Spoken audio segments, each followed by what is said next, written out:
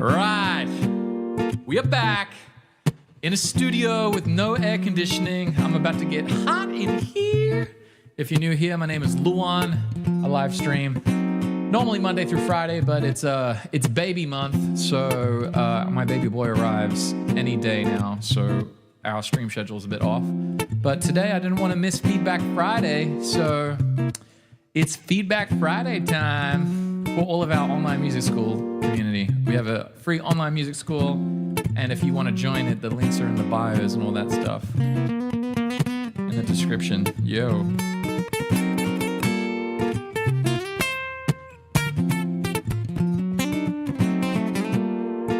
Oh man, I haven't played guitar in like a week.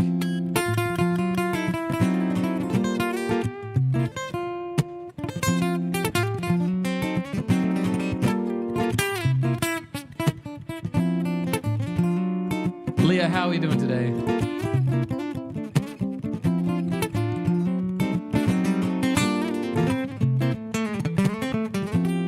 Vanna from the Bahamas, what's up?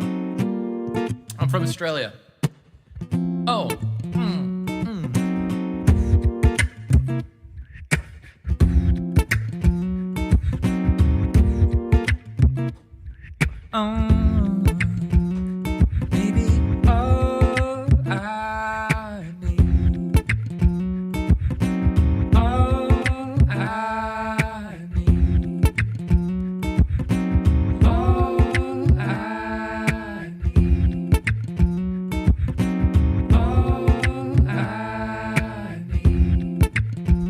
Jake, what's up? Samantha, how have I been? I've been fantastic. We're doing real good.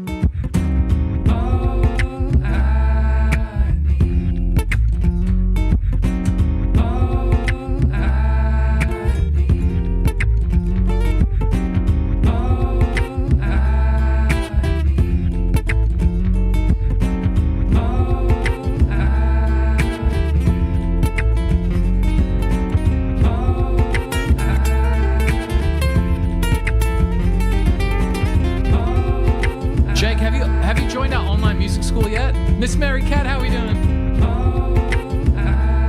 I missed y'all a lot. It's been a while. And I haven't sung in forever either. So I don't know if I'm going to be decent.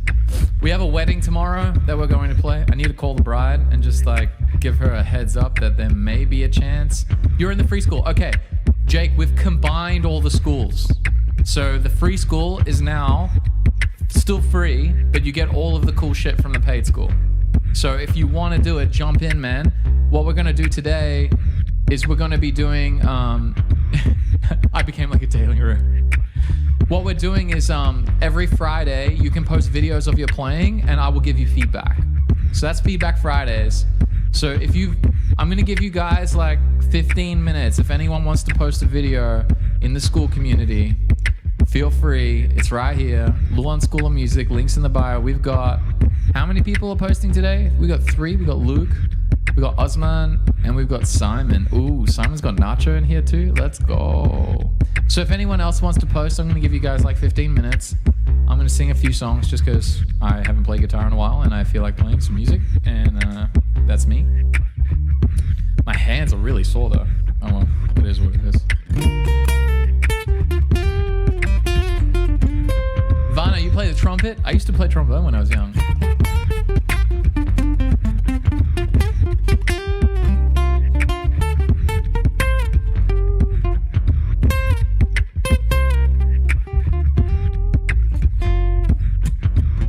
The Sunday morning rain is falling. Still some covers share some skin. Clouds are shrouding us in moments unforgettable, yeah. We twist to fit the mold that I'm in. But things just get so crazy, living life gets hard to do.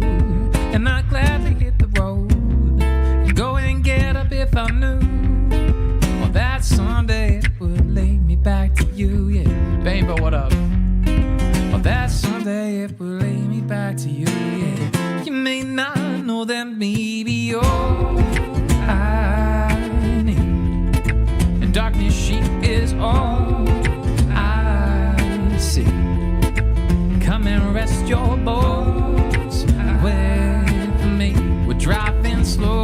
Sunday morning, yeah, 'cause I never wanna leave. Our fingers trace your every hour, yeah, yeah. I paint a picture with my hands, yeah. Oh no. And back and forth we swing like branches in a storm. A change of weather, still together when it ends. You may not know that maybe you're all I need. And darkness sheep is so I see. Come and rest your bones with me. We're driving slow on Sunday morning, yeah, 'cause I never wanna leave. Oh yeah, yeah, yeah, yeah, yeah, yeah. Oh. Jake, you can post videos of your band if you want. I'll give you guys feedback on anything you want.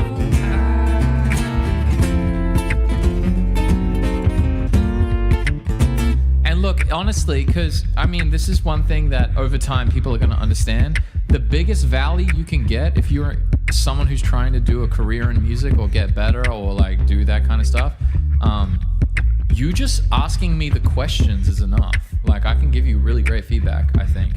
Like, I can save you guys time. You can post a video of, like, well, you don't even have to post a video. You could be like, hey, can you rate our Instagram? Like, what can I do to make my Instagram better to get more shows? What can I do to get more leads? What can I do to, like, anything that you guys think I can do to help out, just let me know. I'll help out.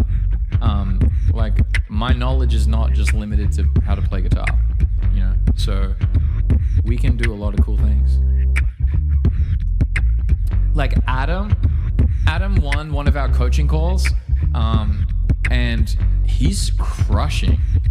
He messaged me the other day. He said, yo, like, the gigs are like pouring in and the feedback is fantastic. And I was like, bro, this is amazing. It's like having someone tell you, hey, you can do what you like, try this. I think it's going to give you the biggest return on your time. And then now he's doing it and it's crushing. And so it's like, that's what we're all about here.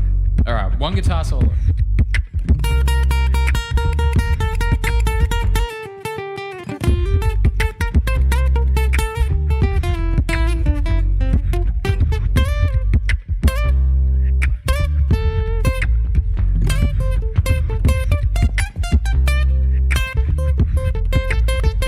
Sania, what up?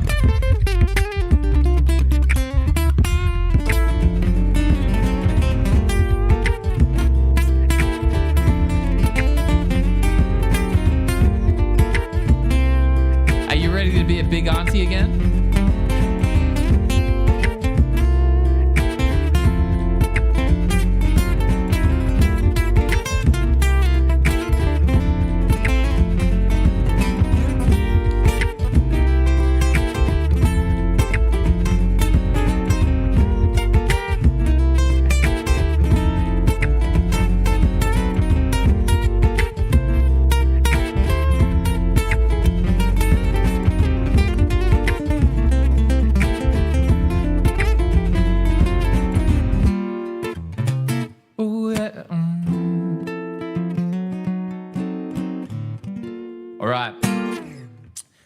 Give it 5 more minutes. We're gonna do one more song.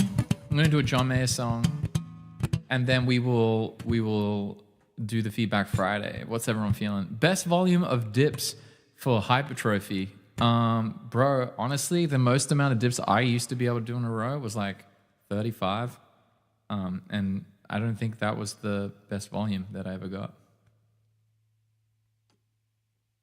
I don't know if that's what you're talking about. We're just keeping this sweet. Yeah, I think I'm just going to give feedback as best as I can. I can't really like play because if I play, I get hot. And in this room, you can look back at when we had the aircon turned off and it was like within like 30 minutes, I was just a sweating mess. And I was like really tired and dizzy. I was like, this is really hard. So we're just going to do a short feedback session, I think. Yeah. Pluto Hulk. Oh my God. Pluto Hulk, you just followed us on Twitch. Let us know in the chat what your favorite jams are. Pluto Hulk, what's your favorite John Mayer song? I'm curious if Pluto Hulk is a John Mayer fan. Are my guitars staying in okay temp? Yeah, here is fine. It's not that bad. You got your new car. Oh my God, nice. Congratulations. Lots. Thank you for sending the heart. Yeah, so I picked up my car today. My car got fixed. I got a message today. Your car is fixed. Come and pick it up. And I was like, hell yeah. And then I walked in, and then I saw the guy, and he was like, hey, man, you're getting your first guitar tomorrow. Okay, Pluto, before you buy your first guitar, have you joined our free online music school? I have a free online music school. And if you go down here, there's a guitar course. And then on the guitar course, at the very start of the guitar course, is how to buy your first guitar. So that might save you a couple $100. So it'll take you, I mean, I haven't optimized these videos yet, but it's about, 10 minutes, 6 minutes. So that's 16, 30 minutes. So in about 45 minutes of your time finishing this course, the first beginner buying guitar, you will have a good understanding on how to buy your guitar, what guitar to get, and things like that. You've been going to music school. All right, well, dude, this is free, man. Like I said, 45 minutes, free information. It's going to help you out a lot. So if you're interested, and hopefully it helps you. I basically made it for me. If I was like 16. It's Luan School of Music. I think the links are in it, but I'll link it to you here in Twitch. Boom, there you go. There you go. There's the link. Luan School of Music. Check it out, bro. Simon, what up? You're with Nacho. All right, Nacho gets to pick the John Mayer song. Nacho, which John Mayer song would you like me to play? I'm still mad that you haven't joined my music school and joined our community. But you're in the school by proxy of Simon. We've seen you so much. I don't know that one. It's got to be a song that I know. So we've got Daughters, we've got Neon, we've got Gravity, Waiting on the World to Change.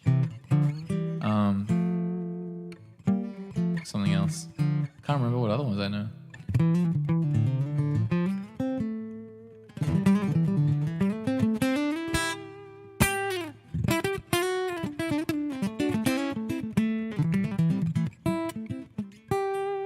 The time for me is 12 o'clock.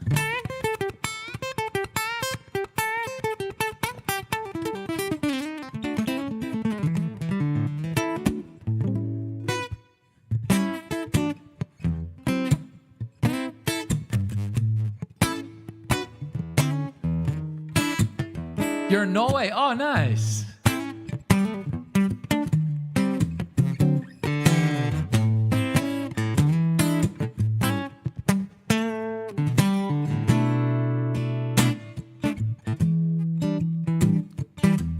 How many instruments do I play? I only play the guitar and I sing. I have dabbled in piano. I will learn piano sometime soon.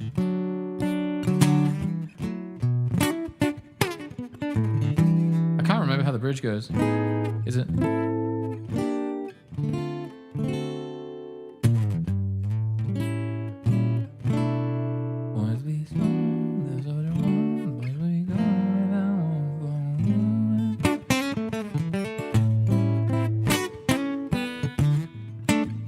All right, I think I remember how it goes now.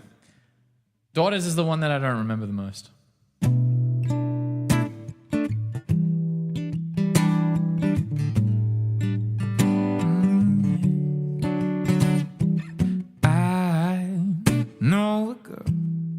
She puts the color inside of my world, but she's just like a maze where all of the walls are continually changed. But I have done all I can to stand on the steps my heart in my hands. Now I'm starting to see. Treasure, what's up? Maybe it's got nothing to do with me yet. So fathers, be good to your daughters, and daughters will love like you do. And girls become lovers who turn into mothers. So mothers, be good to your daughters.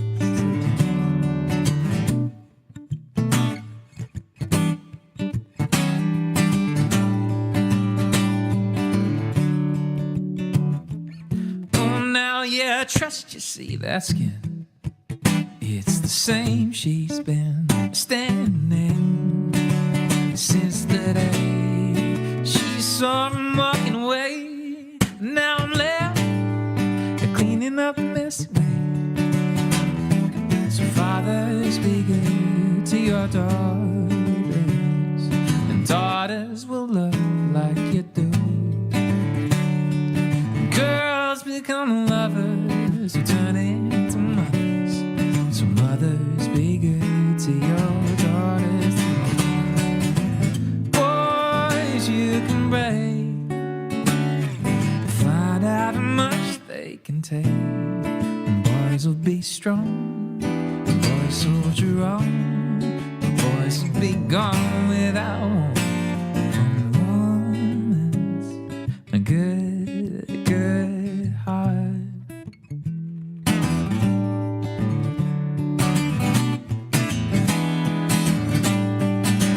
On behalf of every man looking out for every girl, you are the God and the weight of the world.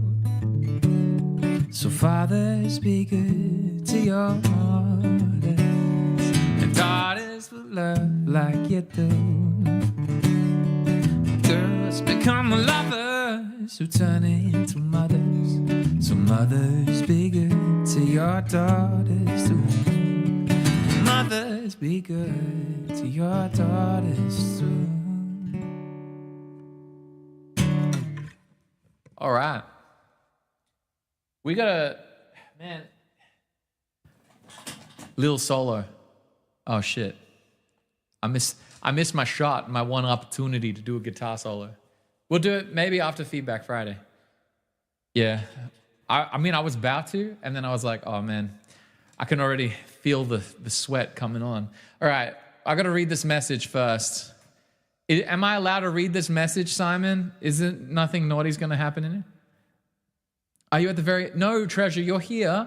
But Treasure, my baby boy is born. Honest to God, Sarah woke up at 3:30 this morning, super bad pains and everything. Like, she was like, I think we're about to have this baby. And I was like, and then it was like, oh no, we're not. I was like, okay.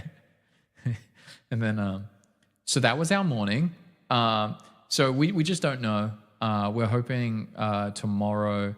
I'm kind of hoping that he like lasts a little bit longer, and he's just like, you know, I'm just gonna chill out, hang in here. But obviously, like each day is more and more painful for my wife. So tomorrow I have to play a wedding, but then after the wedding, I don't have any other shows for like 2 weeks. So it'd be really nice if he can hold on till the end of tomorrow so that I don't have to refund a wedding.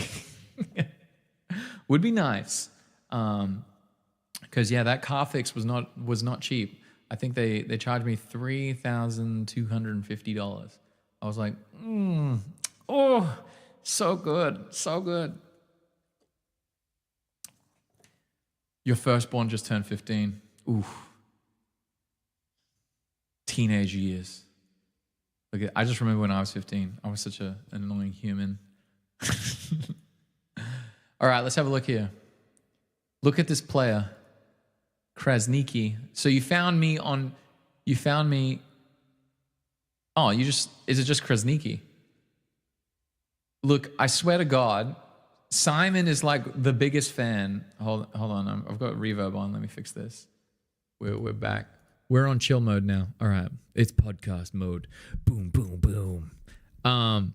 Yeah. So I'm just like looking at this. So apparently Simon has been making characters on FIFA that are me, but One thing you got to understand that Luan Krasniki, I've been, if you can search the internet and you look for me, I'm actually, you'll see my boxing years. So there was a time I was a professional boxer back in the day. I know me. You can check me out. See Luan Krasniki. I used to be a boxer back in the day. This is me. This is me when I had really manly chest hair. Ooh, big muscles. Good times. So yeah, Luan Krasniki does exist. And he is a boxer. And that's who I was. German Albanian. So repping it good. Oh, I just realized we can't, like, you guys can't see TikTok chat. Let me pull this up for you. Oh, wait, no. Pull this out. There we go. That's better. Boom. All right, now TikTok chat is real. We got you guys can now chat inside of our community. I feel horrible. You guys couldn't see Treasure talking, so now I fixed it. I was like, why am I seeing Treasure only on the TikTok YouTube? Anyway, so apparently I'm also a football player in India. So we're killing it. I once played in the Indian leagues. Random. All right. The person looks very much like me when I was younger. Yeah.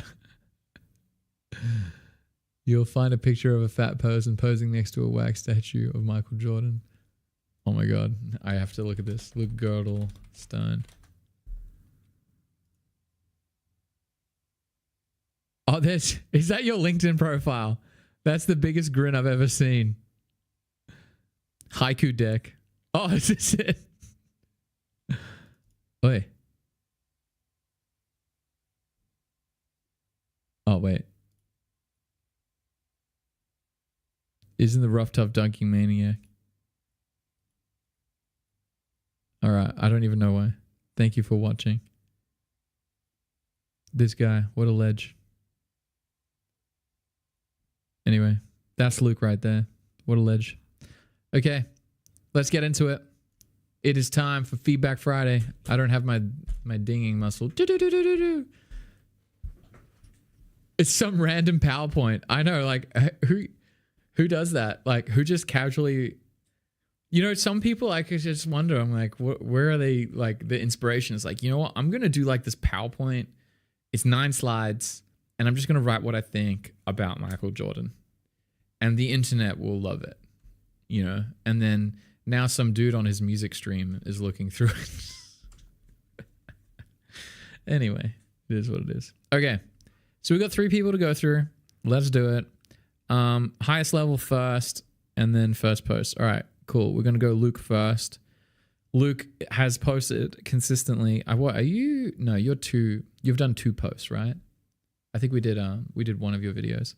I'm quite excited to watch this video. It was really hard for me not to watch some of these things because I was like, I want to see your setup now. I'm quite proud of you jumping into Ableton and learning that. All right, City and Color song, this time Underground from the new album. Ooh. Singing isn't the best on this one. This is getting a bit more up-tempo. Supposed to be... Oh, I'm going to move this over here so I can, like... I'm not... turning my head. I noticed that if I turn my head to the right, it like pinches my nerve, and that still hasn't recovered. Opposed to my previous songs were more slow and folky. Okay, that's cool. Also realized while practicing this, never really played songs that need lots of strumming, mainly shorter riffs or finger picking. Rhythm is hot garbage because you keep losing your pick. Ooh, sounds like a Simon problem as well.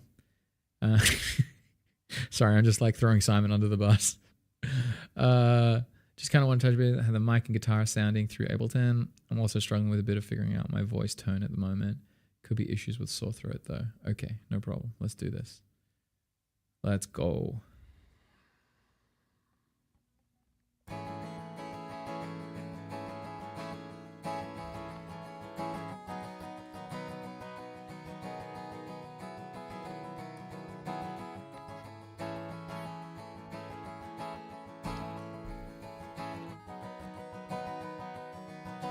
Okay, right now, I'm not hearing a lot of bass presence. So whatever, like you're in the chat right now, aren't you? So can you just let me know in the chat what the settings are on your actual guitar preamp. Like what level is your bass and stuff set at on your guitar. Because right now you need to have some presence coming out in your guitar. So that is usually around bass, mid, treble, max. Okay, cool. Fantastic. So then as long as that's cool, I'm assuming that like that will be fine. What you'll do is I would personally, on the EQ chain, I would be boosting around like 100 to 150 hertz and just lift it up a little bit. Were you able to get like an 8-band EQ on your signal chain? You said you got some free plugins, right? I'm assuming you got some free plugins. Like I'm going to let you know what I do. So if we look at my acoustic chain, my EQ chain like has a cut. So I have a cut at like 11K around there. So at 8 I have an 11, yeah, I have a cut at 8K. But I have a boost. So my boost is sitting at around 160 hertz. That's where you're getting all of like the fullness of my acoustic is coming from there. And then I also have a slight cut. And when I say boost and cut, you're not boots and cats and boots and cut and boots and, no, I'm kidding. But what you're going to do is you want to think about it like just very slightly. Like I'll go into more detail when I get into the creator course, but you're going to go into the EQ, and then what you're going to do is you're going to try and make the Q or whatever, make the actual, like you can make, I don't know, the Q is, I'm pretty sure it's called the Q, but basically it determines whether the band or the EQ that you're using is very, very sharp or it's very spread.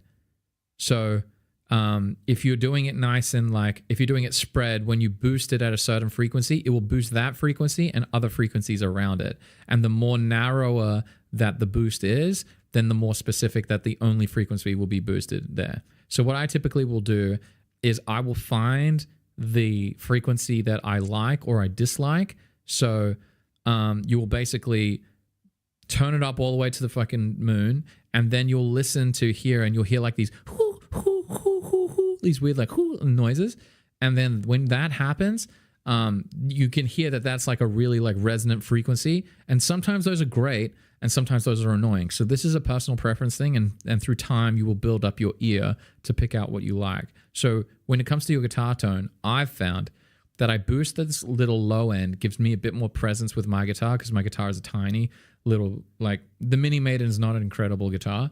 It's very handy, but it's tiny. Let's be real. It doesn't sound like a full body acoustic. I don't have a microphone in front of it. That's a great condenser microphone that's picking up all the resonant frequencies and all that stuff. So it doesn't just have this presence. And so that's how I bring that presence. Usually between like 100 and 100 and like 100 and 200 hertz is going to give you like connection. So like if you see in my voice right now, you can hear me talking. So if I want it to feel a bit more like podcasty, I will just do this. Like, what's up, guys? Okay, so today we're going to be working on this. Can you hear how I'm like way closer to you? Like this is me boosting around 150. So I'm at like 110, 140. This is boosted. You can feel how it gets quite close to you and it starts to fill up. But let me just, this is how I have it. I only have a slight boost in when I'm talking, but that's what that 150 is going to do around there. It's going to give you like this presence and closeness. So when you go to your EQ chain, that will help you out. So just, you see what the deficiency in your guitar is. Every guitar is different. And you can go into your pickup. Like this is one. So one strategy is this. What I'm telling you is do the boost and cut. So I boost around 150 and then I do like a really nice, and I try to keep it quite sloped because I don't want it to be very like sharp boost. I want it to be a gradual boost. So I want it to like, I don't know, it blends quite nicely this way. And then the only other frequency that I cut out is at 1.9K, I think. So 2K, around 2K range, I have that cut out on my acoustic. And the main reason I do that is because I want my acoustic to not step on my voice. And I find that I get a lot of articulation and all that stuff is coming through my voice in that range. So sometimes you'll be in the box thinking about one thing to make it sound great, but when it's in the whole mix, it actually kind of fights each other.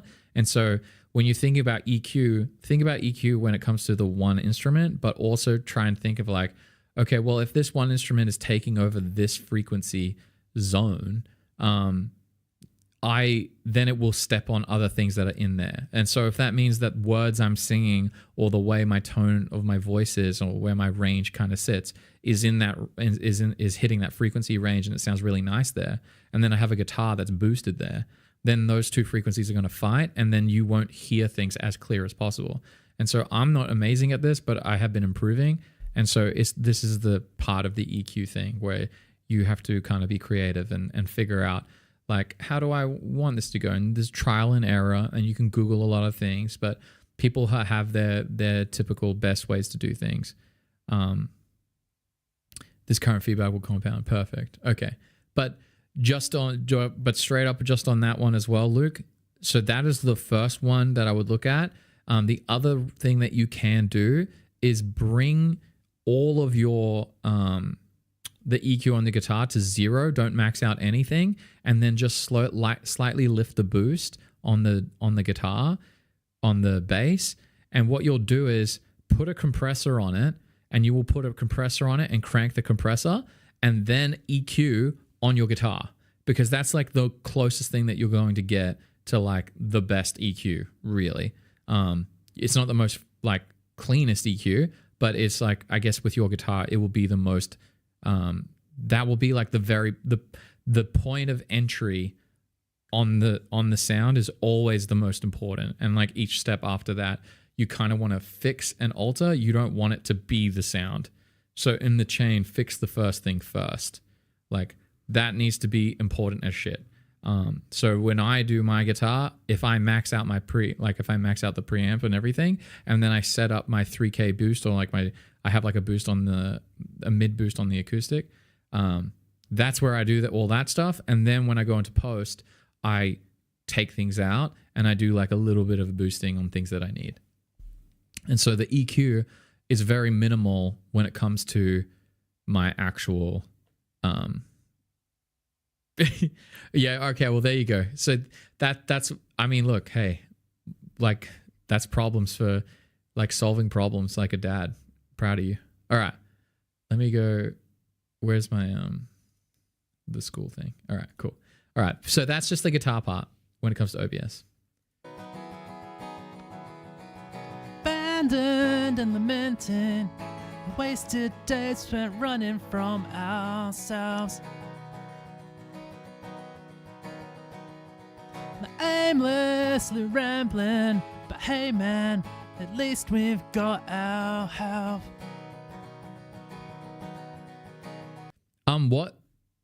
How thick is your guitar pick as well? You could probably get a thicker guitar pick. It feels like your hand's kind of like gliding through the strumming. Oh, but it ain't enough just to be alive. We gotta lean into the love a little before we die. Cool. 0.6, yeah. So I use a 0.87, and that was a really good. I always used to use a 1, so I use a 0.88. So I don't know. If the pick is thicker, you lose it. Oh, okay, no problem.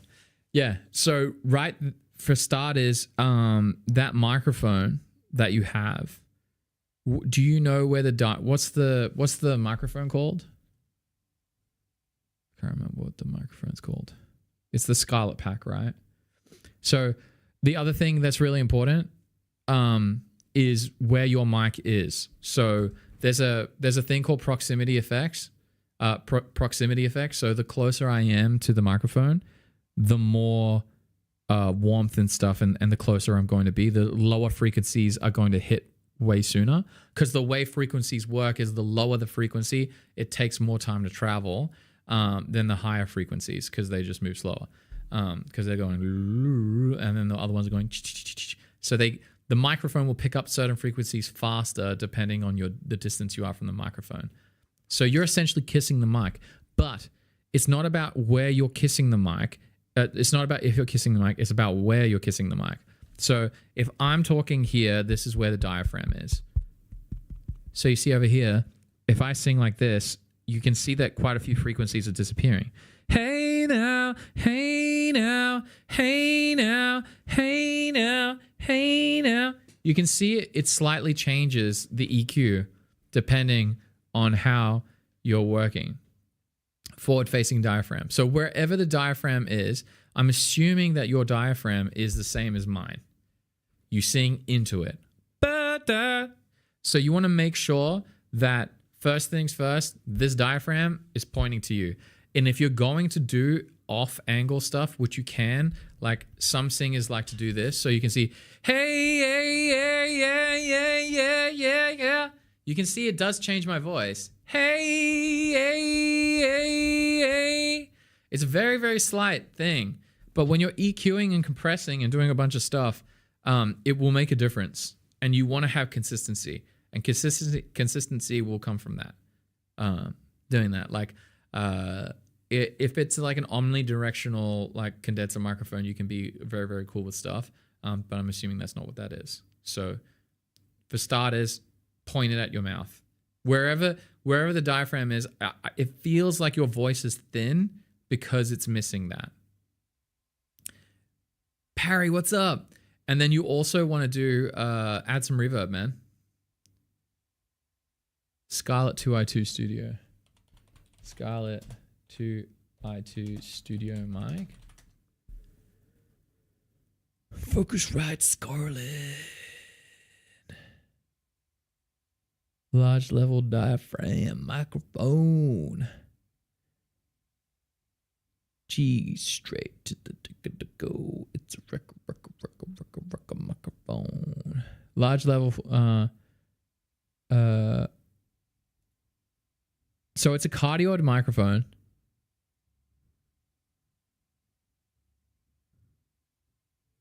Okay.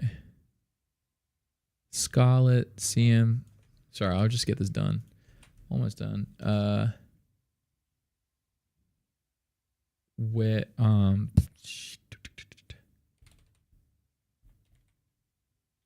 diaphragm.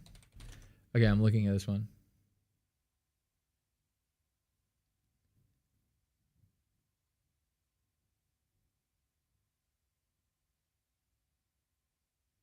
Okay, cool. Sarah's doing pretty good. She's in quite a bit of pain. Okay.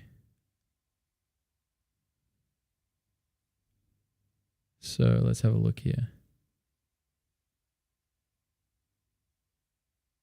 Okay, cool. All right, so it is... Okay, so then you should be fine. I'm wondering if this is the front. Your problem is my EQ and direct monitor.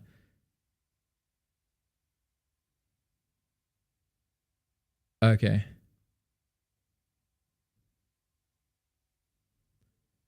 Focus right.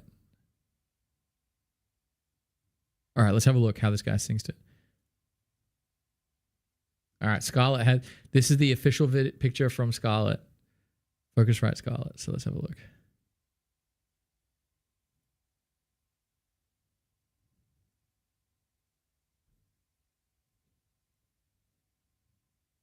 Okay. I'm having a look here. Okay, cool. So the cardioid side, wherever it has the cardioid side, all right, you're good. I think you just need to boost the sounds. All right, yeah. Okay, you're good. So it does look like the diaphragm's on that side. So then, well, let me listen to it again. Before we die. So tell me what you need. You bring me to my knees and I'm... Okay, cool. So I'm going to go... what's the song called again? Underground... City and Color.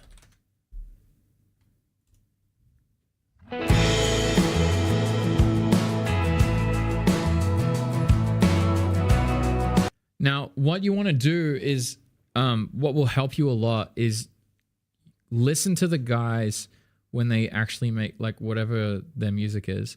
Listen to what they do with their vocal chains.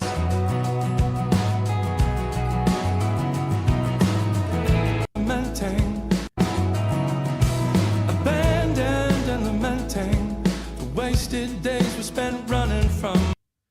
All right, he's got a very, very close reverb, from what I'm hearing. The wasted days we spent running from ourselves. And a lot of compression. Aimlessly rambling, but hey man, at least we've got our health. Oh, but it ain't enough just to be alive. We've gotta lean into the love a little before we die. Man, I love this guy. He's so good. Compression, man, is your best friend. That's what he's got here. And obviously he's a fantastic singer. Compression is clean. So you could put 2 compressors on, one at the beginning, one at the end, and really just like crank the shit out of it. And then see where your vocal tone goes. And then have a really, really light, like close reverb is going to help a lot. And I think that will get you a little bit of the sound that he's got. And if you want at the beginning, you can have a bit of like a echoey reverb, but just keep it super, super subtle. Like 2%, like literally 2% in the guitar, in the vocal side. Before we die.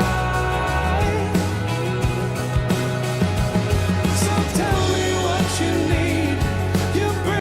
And because the other thing is, he's double tracked his voice with a vocal harmony. Yeah. Caitlin, what up? Caitlin, have you posted in the Feedback Friday? We're doing Feedback Friday right now, so we're just going through people's videos. So that's what I would do. I mean, yeah, pretty much. Tired of running, dealing life around. How do we deal with this? Treat each day as the gift it is, and I don't wanna be. You're doing this on your own as well. You're not having like the track with you. Because if we listen to this, so I'm just going to go back to this. Actually, let's just go to the chorus. Gotta lean into the love. Oh, but it ain't enough. Oh, but it ain't. Oh, yeah, Kaylin, if you want to post the video of it, I mean, it depends if you want feedback. This is only for people who just want like me to like listen to it and give you feedback. You type what you would like you would like feedback about, and then I will like analyze it for you and see if that helps you. It helps a lot of people, so anyway, let's go. Abandoned and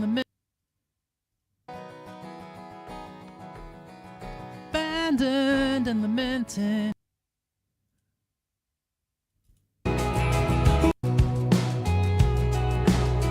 Oh, but it ain't days we spent running. Abandoned and lamenting. Okay, so you've done very well. Abandoned and lamenting. Wasted days spent running from ourselves. So I would sit down for this song for you, right? I mean, obviously we're doing. Actually, I'm getting more into the singing and stuff. Do you want me to talk about the singing, or you were just worried about the Ableton and getting that sound?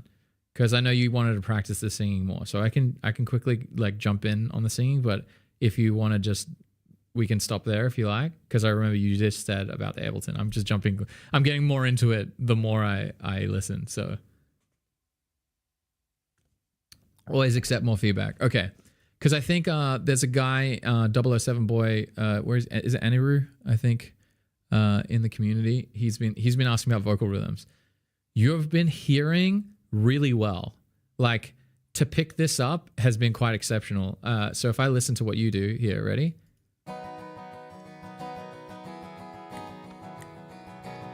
abandoned and lamenting the wasted days spent running from our. So that's pretty good. Abandoned and lamenting the wasted days we spent running from ourselves.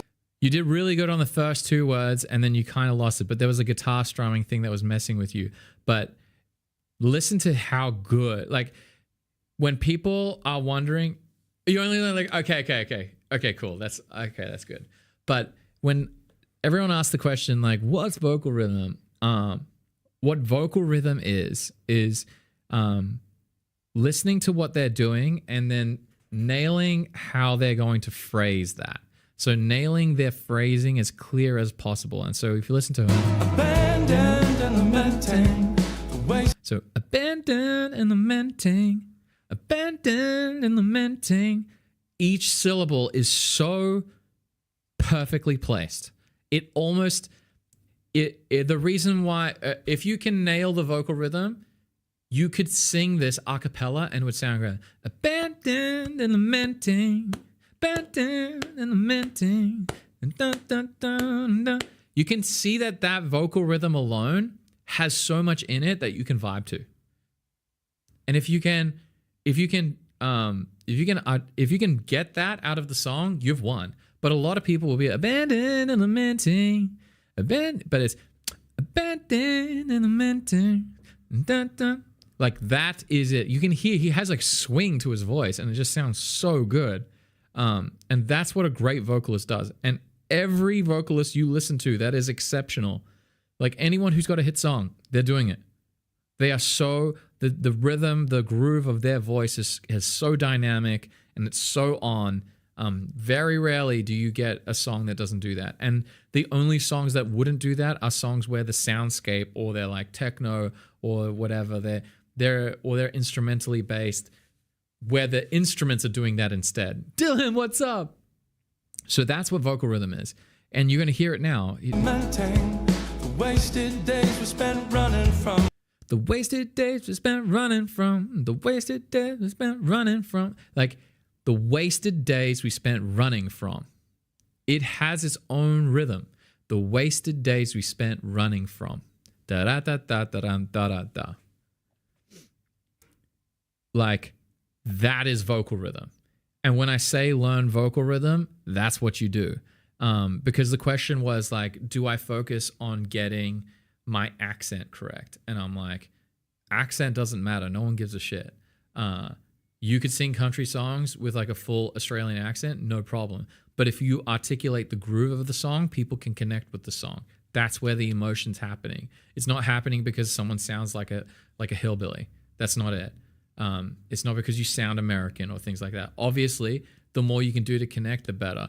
Samantha, we'll see you soon. Oh, look, I will hopefully be streaming next week, but pretty much the streams will only be happening when Adeline is at daycare. Otherwise, I'll be like hands-on with Sarah and helping her out. Obviously, because she just had a baby. So, but yeah, does that make sense? So that's what I would say with what you were doing, Luke, is you could even just step away from it and just say the lyrics and just talk them through. Like, and where I really learned this was doing poetry with Pat Patterson, and Pat Patterson's the guy who taught John Mayer how to write lyrics. And he was so anal about it. He was just like, you got to get the rhythm of the line. It has to be clean. And we would be breaking down syllables and figuring out like which syllables would hold just naturally and which ones wouldn't, and how to stress them and where to like place the stuff. And then when you go to lyric writing and you start listening to these songs and you really like put it under a microscope, you will get really, really, really, really, really, really, really, really, really, really, really good. But yeah. Yeah. Oh, sorry, I took away the TikTok chat on the stream. Anyway, bro, I'm just so proud of you. Like you've plugged this in. No, we haven't had the baby yet. I'm just saying that like next week we would have had the baby. Like next week is, I'm pretty sure he's arriving and it's going to be rad. It's going to be so cool.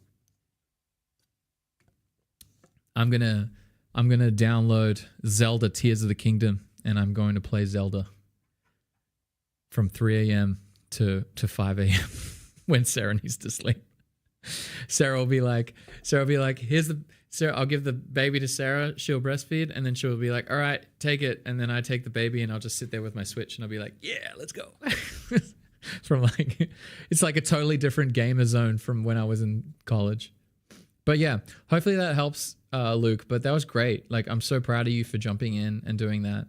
A lot of the stuff that the issues that you're coming up with are just understanding EQ and compression. Like, that's it. Like, really jump in and learn compression and learn EQ. And then, like, when I have the video done, it will help you a lot immensely, but really just experiment with it. All right. Next person is Simon. He's, by the way, we go from like highest level to lowest level. So Simon's next. What's up? All right.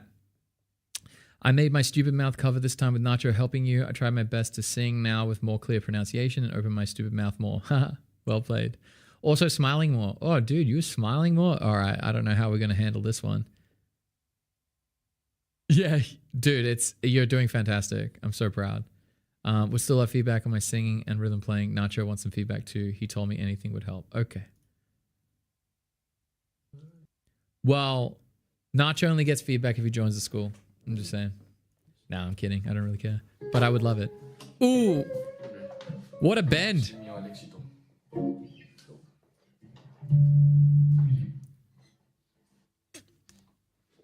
Let's go.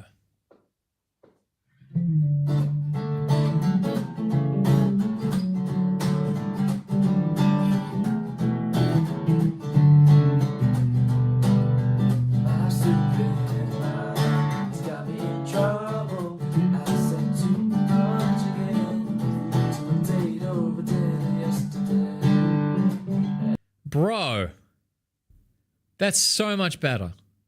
I don't know if anyone remembers the... Oh, fuck it. I need to pull this up. Like, hold on a sec. Let's pull this up. Oh, shit. Now I have to find it. Ah! Where is it? I think it's over here. Let's have a listen.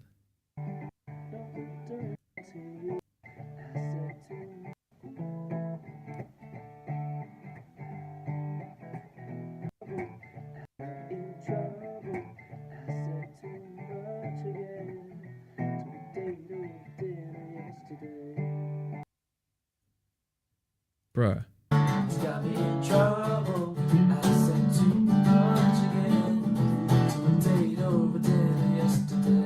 To a date over dinner yesterday. Dude, like, it's you exactly what I was saying, guys. Getting guys and girls, vocal rhythms for everyone. And you're using a pick, dude.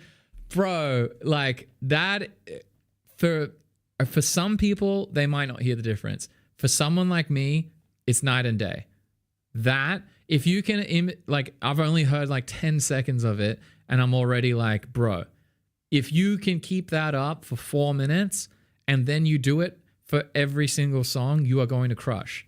It is so fantastic, man. I'm so proud of you for like taking on that feedback and then doing it. Like, that's so good. Did I just see a Keely in the chat? What up? A wild Keely appeared. All right.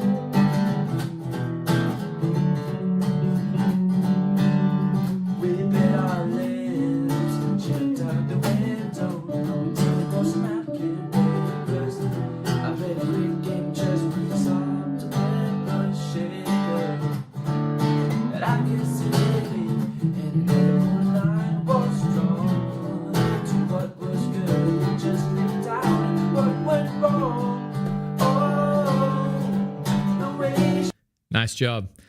I felt like you were losing it, the timing, because you were thinking more about the singing. But you recovered so well. Listen to that.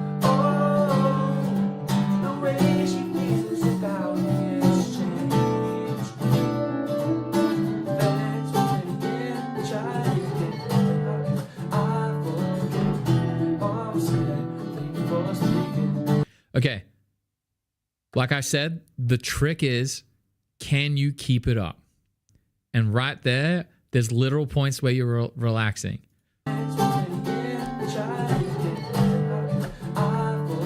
How could I forget? Mama said, thank you for speaking.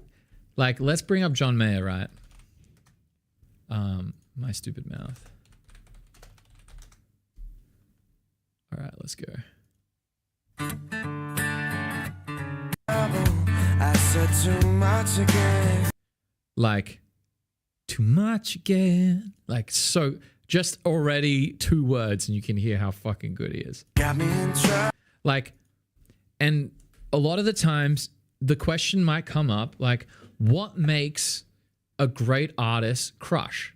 And so, like, when it comes to a great singer, these people, they are so on when it comes to vocal rhythm that it means that, like, his rhythm is so tight, so tight, that it doesn't matter that he's not Mariah Carey or he's not, like, the top singer of his time. That's why he was able to, like, he had great lyrics, great chords, great everything, and he just crushed.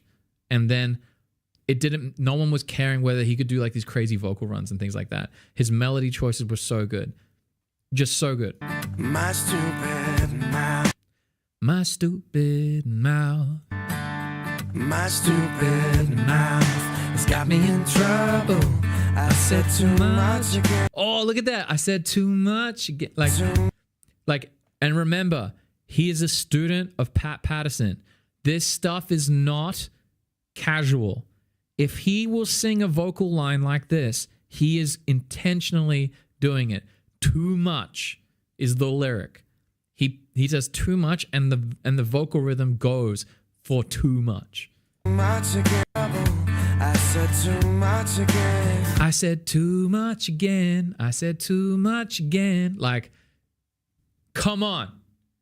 If you think that this is what prosody is, if you think that this is chance, it is not chance. He didn't casually be like, oh, that sounded nice, I'll do that again. No.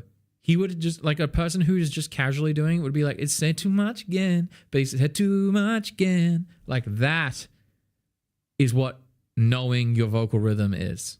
To a date over dinner yesterday, and I could see she was offended. She said, well, anyway, I'm just dying for a subject change. Okay, now, like, no filter in my head. Mama said, thank you, I forget. Mama said, thank you for. How could I forget?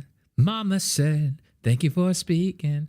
How could I forget? Mama said, da da da. Like, it's clear as day. There is no skipping anything. Every single line matters. Oh, for me, how could I forget? Mama said, thank you for speaking. No filter in my head. Like, that's the practice, Simon. So, Simon, when you're like, how do I get better at this? That is what you do. And, like, is it tedious? Does it feel like work? Yes. That is exactly what it feels like. But on the other side of it is when you're learning to think of like it's basically kind of like training your ear to hear this stuff, because a lot of people don't train their ear enough to hear it all. And so that's like, I had to train it. And do you know how I trained it? I had to drive out to play shows that were like 10 hours away. And I would be driving for like 14 hours one weekend. And every time I was driving into town was like 30, 40 minutes. And I was like, so every day I was spending at least like nearly 2 hours in the car driving. So, and some were just ridiculously long. So what I would do is I'd be like, nah, there has to be, like, everyone's being like, this is how you do it. This is how you do it. And I was like, no, every single thing that I'm listening to all these artists is different. They have different accents, they have different ranges, they have different songs, they have different lyrics, they have different melodies.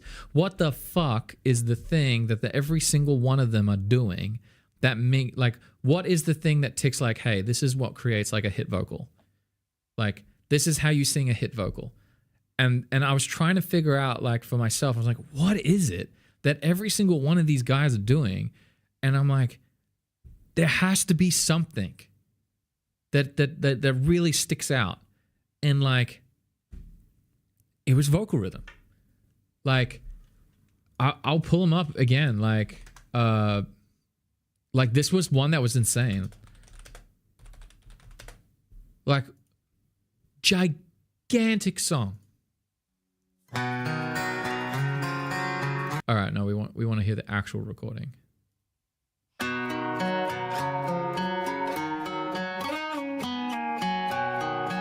Now listen to his vocal. Last night we let the liquor talk. Like, liquor talk, liquor talk, liquor talk. Last night we let the liquor talk. Like, just like, it's just so perfect. Can't remember everything we said, but we said it all. You told me that you wish I was somebody you knew. Now listen to, he had body. You wish I was somebody you never met. I was somebody you never. But you hear how he hit that plosive. Now hear how he changes the plosive in the next B. met. But baby, Baby. It's like, motherfucker is so good. So good. something's telling me this ain't over yet. No way. Someone's telling me this ain't over yet. Like, this ain't over yet. He just like drops it, and listen to how he ends yet. Over yet. No way. Did you see how yet? Just yet. This ain't over yet. And he's like saying, this ain't over yet. He's not, this ain't over yet. Like how someone would sing it. Like an inexperienced singer would do it like that. It's just so, that's what vocal rhythm is. And that's what makes a hit singer. Seriously. I don't know what else could be. Because like, I've heard singers that only sing in one octave range write a hit song. This song is not a crazy, like, like,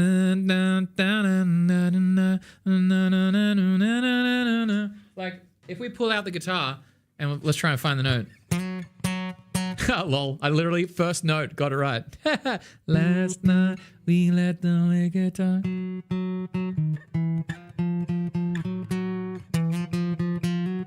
That's really half step. Last night we let the liquor talk. I can't remember.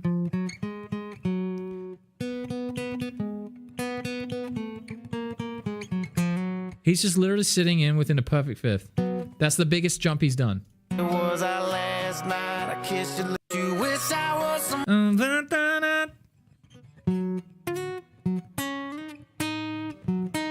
You should wish I was somebody, somebody you never met, or whatever it is.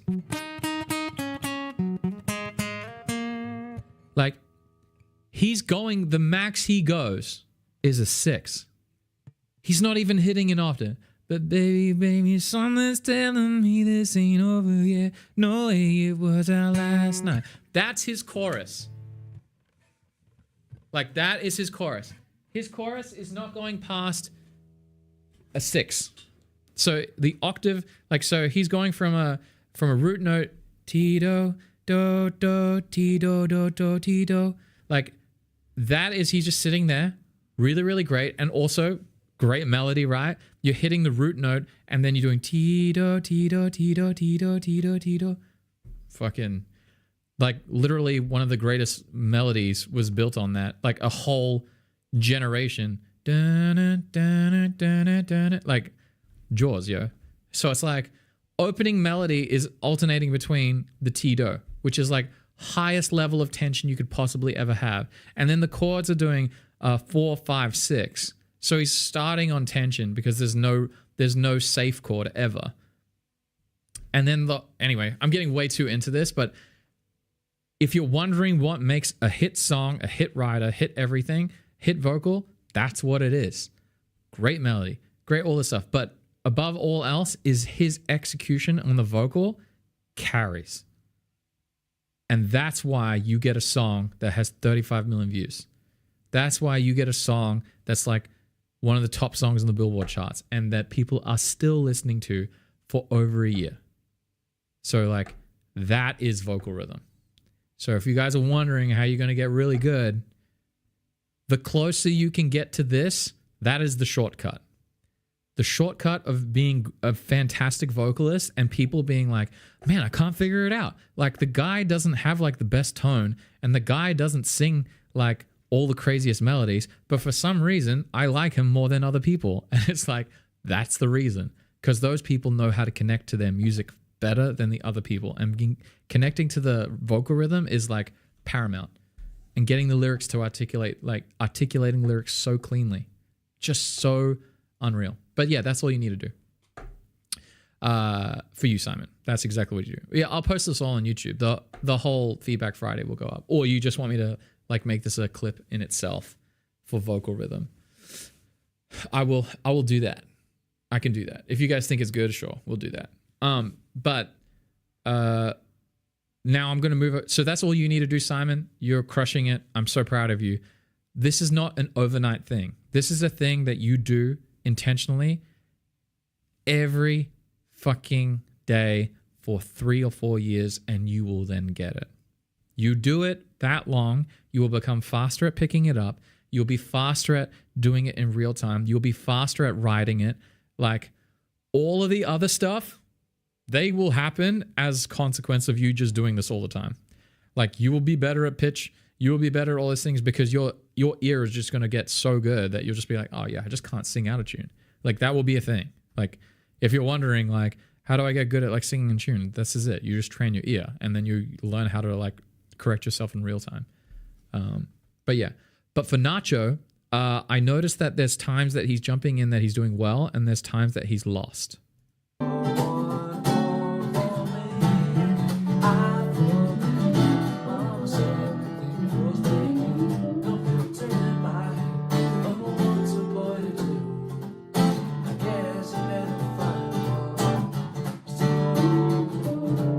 Okay, cool. Nacho, when you did that just then, that's when you do it.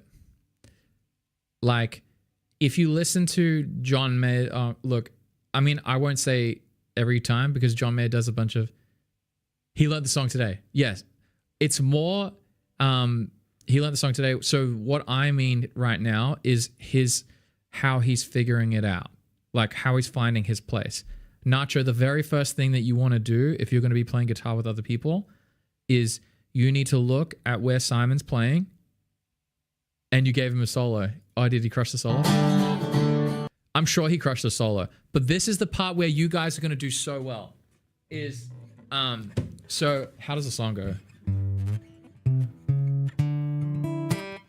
Is it tuned down? Oh man, I don't even know how the song goes. Where is it at?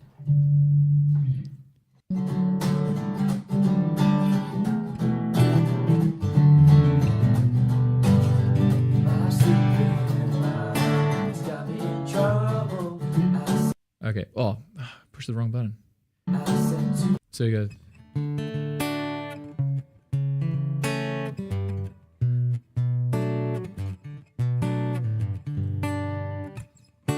Okay, I'll give you an example for the first few chords. So I think it's D-A, right? Isn't it?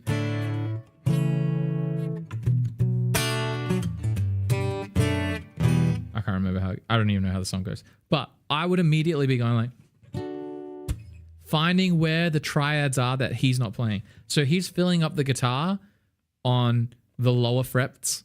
And then what you want to do is you want to find every triad that he plays and you want to think rhythm only.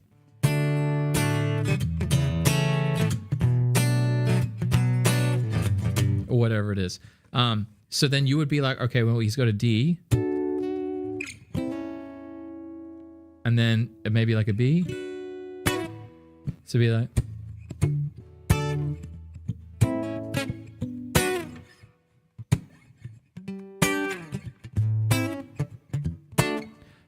Anywhere you want to be, like you want to know where all those chords are going to be, because then you could be like, I don't know how we would do this. I'm so bad at picking this up right now. See if it works.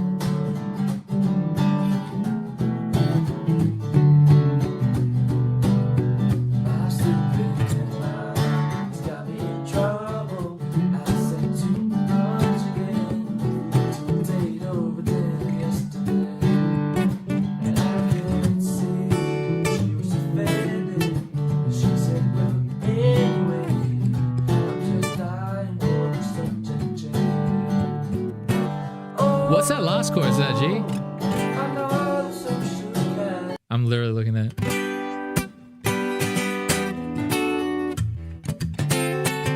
You could do like, when he's doing stuff up there, you could be like, oh, not a social kind. Or whatever it is, the chords. That's what I would do. And whenever I've played with other play, oh, it's just a G. Okay.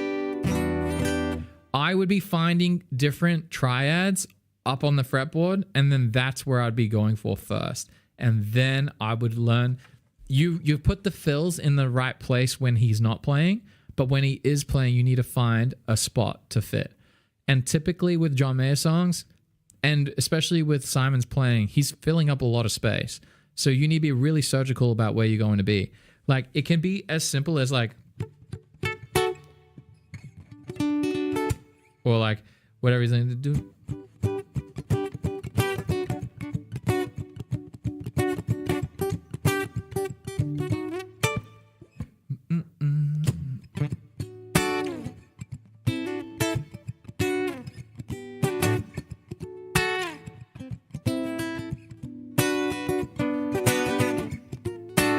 Like that stuff crushes. And even if you could do like a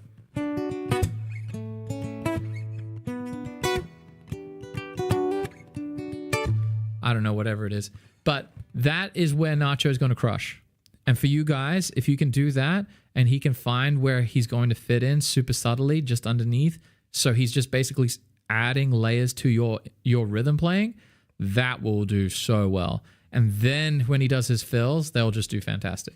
Because he does have all the John Mayer fills down, which are really, really great.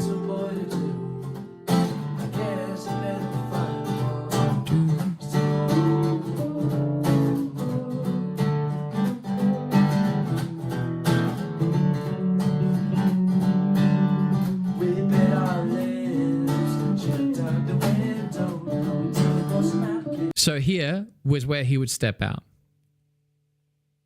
Also harmonized, nice. So this is one of those spots where you would just step out, Nacho. But I don't know if you're learning this on the fly. Did he learn this on the fly in straight off the bat? Because straight away in this point here, I would be like, get the chords down, get your triads right, and then just like pull back immediately. Because every time you do a lead melody, you are now fighting with the vocal melody. Always remember that, Nacho. Every time you do a guitar melody, you are fighting the vocal melody. And there will never, ever, ever, ever, ever, ever, ever, ever, ever be a scenario where a guitar is more important than a vocal. Period. Like, at all. Even if you were Slash and Axl Rose. I'm telling you right now, I love Slash's solo, but Sweet Child of Mine is pretty much because of Axl Rose. Like, I'm a huge bias towards Slash, but like, there will never be a scenario where a guitar is going to be more important than a vocalist, especially in our era. No one cares. But I love the good guitar parts, but other people won't. So just remember that you are making choices every time you play with Simon that will be like, okay. And it's a guitar thing that I used to do all the time. But I don't know if like this is out of context because, you know, he just rocked up and he's just doing this. But I don't know if when you're practicing and actually playing with other people that you might do a little bit of this. I had to really reel it back, like just pull back completely on this kind of mindset. And then that's where I got so much better. And that's actually when I got paid way more too. Like, I would play in bands, and every time, because my goal and my objective was like, how can I make this singer sound fantastic? Like, how can I be dynamic? How can I bring out the lyric more? How can I get like his vocal rhythm? There's stops that he does here, right?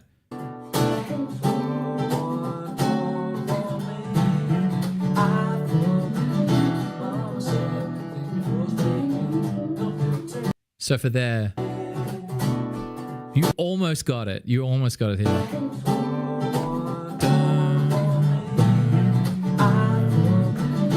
So you'd be like, oh, what's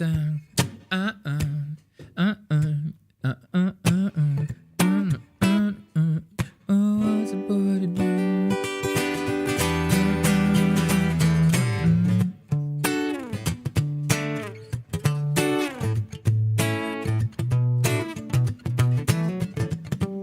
Or whatever it is. I don't know. But you're just going to be trying to find spots to fit in and then connect with his rhythm and then bring out his vocals. If you do that, you're like the god tier guitarist. Like, you're like the best guitarist ever. You're just like, let me see if I can find who, like, an example of this. Guthrie Trapp and Hall & Oates. Yingy, what's up? John Oates. All right, cool. I think let's see if they got a video of them playing.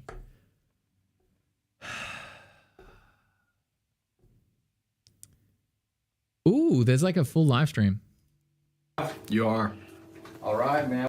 Yo, I did this guy's release, by the way. John Oates from Hall & Oates. All right, live stream. The only thing I'm adding is my little colors and stuff here and there. So the last thing I want to do is be playing the exact same. Oh, fucking... Oh my God, he's literally lecturing about what I'm saying. Fucking... There you go. He's... Just go and watch this video. This guy is one of the best guitarists in the world. Like... He's easily one of the best guitarists. Fucking god level player. I used to... When I lived in Nashville, he would do a session... and he would do a show every like Wednesday night or something, or every like 2 weeks. I mean, it's not so much a coincidence. This is guy's like one of the most like musical best players to play in Nashville, and he's got like a really unique tone for that. But I used to go and watch him every, like, he'd do these like, maybe it was like once a month on a Wednesday he would go and play, and he would have like these great session players. Whoever was not touring at the time, they would all just step in and play. And fucking hell, he was so good. Just so fucking good at guitar. And it like blew my mind every time. Anyway. Same. But anyway, this is a great Jimmy Rogers song. It's a dark and dreary. Everywhere I roam, I miss the Mississippi. Okay, so he is kumbayaing up here. So have a listen. This might not pertain to you guys a lot. The what they're doing together does, but this song will be a bit different. So you're going to hear him play. So sad and weary. So he's already on the upper part of the guitar. Now he's going to play on the lower part of the guitar, and he's got a rhythm. Dum, dun, dun, dun, dun, dun, dun, dun. So now you're going to hear him do like spread voicings, where he's going to arpeggiate these chords in a really clean way.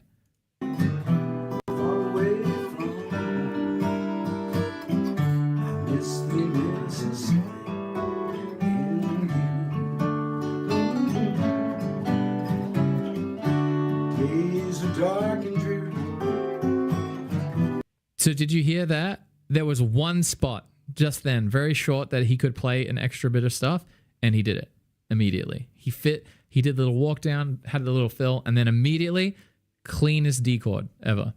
You have to go. All right, we'll see you later, Yingy. We're just doing Feedback Friday today. I'm having a lot of fun with it, by the way. Everywhere I roam, I miss the Mississippi.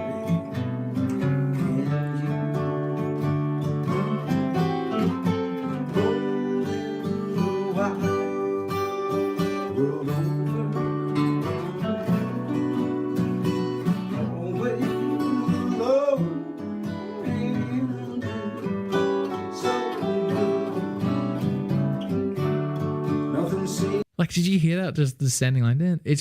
It sits so perfectly with the voice. And the other thing is he's not microphoned like here, so it's really going to help out. But is that making sense for you guys?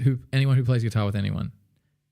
Like, I don't know if this genre is your jam, but you can see how clean his guitar playing is. He's not like, how can I like fit in a bunch of lead lines or melodies? He's trying to fit like chords and really, really pretty things that are going to embellish what this guy's already doing, not fight against the vocal. Because if it was like a straight single line melody, it kind of sticks out and will fight against his voice. But if he's just filling with chords, it's just going to sit in the background so cleanly. But obviously this guy fucking knows everything. He's like one of the best session players in Nashville. And so he like knows all, like he can just play over anything. And all he does is play all day. So he's pretty amazing. Dude, and, I was hoping to find an electric one because it shows them with an electric guitar.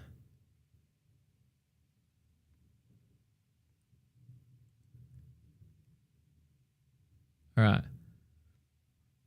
Oh, well, it is what it is. All right, so that makes sense. All right, crushed it. By the way, I love it. Let's hear this guitar solo.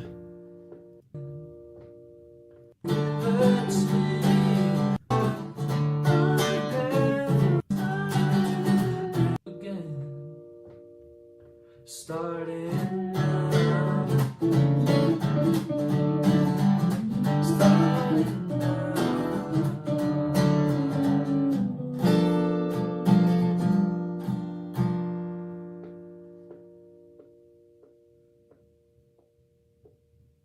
one more thing was backfire.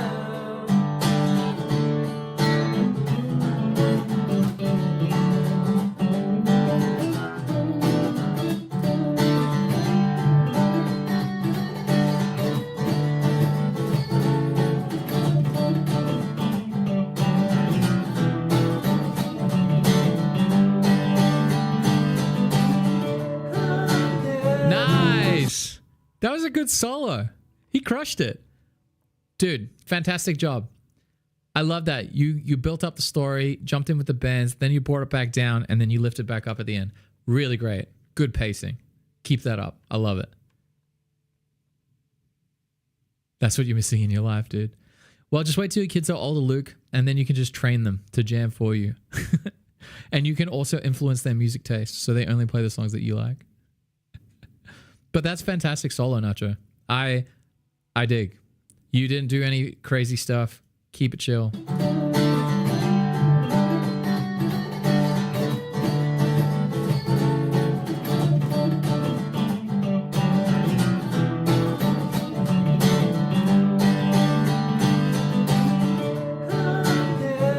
And also, Simon, really good job as well.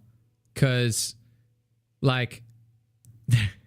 You did so well, Simon, to cue him in as well with that strum. Like doing things like that really helps the guitarist out.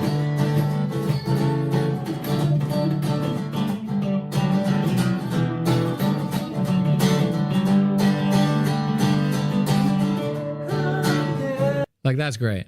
That's so great. You guys worked really well together because when you do things like that, one, it's going to cue him on when to jump in, and then also it's going to give him the opportunity to ramp up with you, and you're also ramping up with him. So you guys are working in unison, so the tension's there, and then you're resolving, jumping back into the chorus. It's great.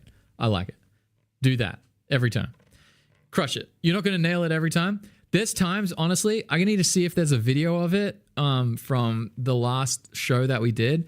But like my drummer, because he's listened to me do enough solos, and because I kind of do my own thing, my ear will pick up, because I'm very, very strict in practicing this, and I'm getting faster and faster at doing it. But I will pick up on his sneaky little drum fills, and then I will turn my guitar and connect with his drum fill. And so my little line, he might do like something like that, and my guitar lick will immediately, I will fucking catch it so fast that I will do the phrase with his drums, and he's just like, oh my god, what the fuck? and so it's like learning to play with your band and the partner you're jamming with is like huge. That's one massive thing. like when you're playing with other people, they can inspire you to do a lot of really, really cool things. So very, very cool. All right. Let's move on to Caitlin. All right. Something in the orange on Capo 4. Let me know if anything should be improved or not. All right. By the way, so Caitlin posted this video. She posted something in the orange, and I noticed she was playing it in the original key. But when she posted the other song, she did Girl Crush. And Girl Crush obviously crushed when she sang it. And I was like, damn, this sounds so good. And then I was like wondering, oh man, would something in the orange closer to that key work really well? So this is what she has done. All right, good night, boys. Stay safe. But first things first, Caitlin, the most important thing is when you sang it on the capo 4th fret, how did you feel? Did that feel better? Like, was it a better experience for you vocally? Did you enjoy that? Like, do you like this version? Because I can make suggestions, but I also like don't want you to be like, oh, Luan says do it like this, and I need to do it. It's like, it really comes down to like do things the way you want to do it. No problem, Simon. I'm so glad you guys had fun, and thank you, Nacho, for joining and hanging out with us today. This is so cool. It felt good. Capo 3. All right, good. I love that, because if as long as you can see that like. There's never a like exact way to do it. Just find the best way for you, and that's gonna be cool.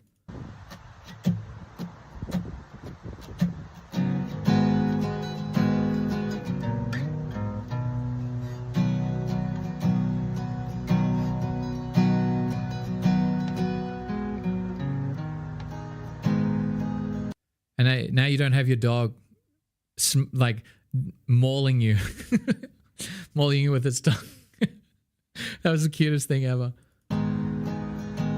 It'll be fine by dusk, God, I'm telling you, baby. Oh, so much better. Oh, that sounds so great. These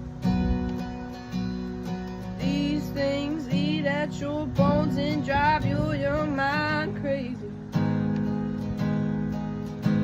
But when you place your head between my collar and jaw.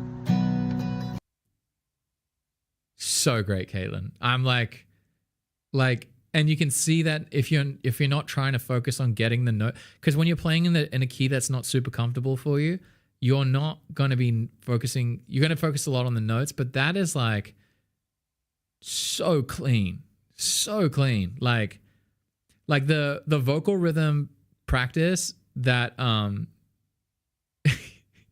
you stay a little bit longer. You say she's so good. Can you see all these people on YouTube being like, "Oh my fucking god"? Yeah, I mean, like, Caitlin's gonna crush. Like, I don't know, Caitlin, what is your goal in music? Like, are you just want to play music, or do you want to?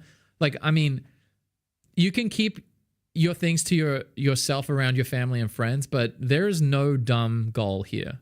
Like, I will not be like. You just want to do some gigs here and there. You don't have like any goal in being like, I just want to be a full-time musician. I want to sing every day and I just want to enjoy my life. Or you like want to write songs and do things like that, and, you know, maybe cut a record or do things like that. You don't have any of those kind of goals. Because a lot of the times people are afraid of saying what they really, really want, because everyone else around them is like, not. Like, everyone else around them is like, oh, I couldn't do that. So, like, that's how they say it. Like, they're like, oh, maybe not. I wouldn't do that if I was you. Oh, that's pretty risky. You know, maybe you should make sure this is sorted. Like, you want to write songs but have bad. All right, we're gonna fix that. Writer's block is a fallacy. It's not real. It's fake. Writer's block does not exist. You only lack information. So we'll fix that for you. Don't worry. We'll just all write a song together. Why not?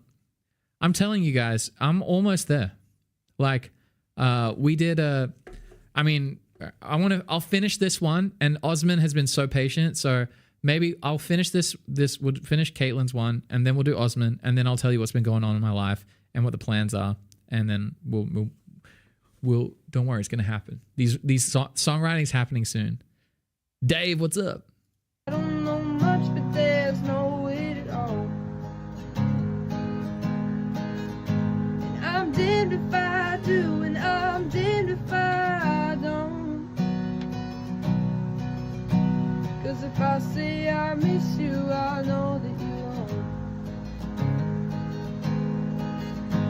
But I miss you in the mornings when I see the sun.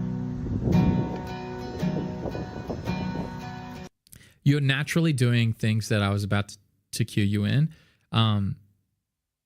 Like you just did it here. I see the sun. Do you see how you held that held before strumming? That was fantastic. That's a really, really important thing that you need to do. I love that. That was great. Something in the orange tells me when I'm done.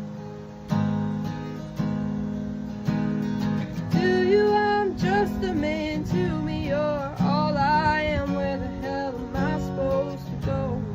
I poison myself again. Something in the orange tells me you're never coming home.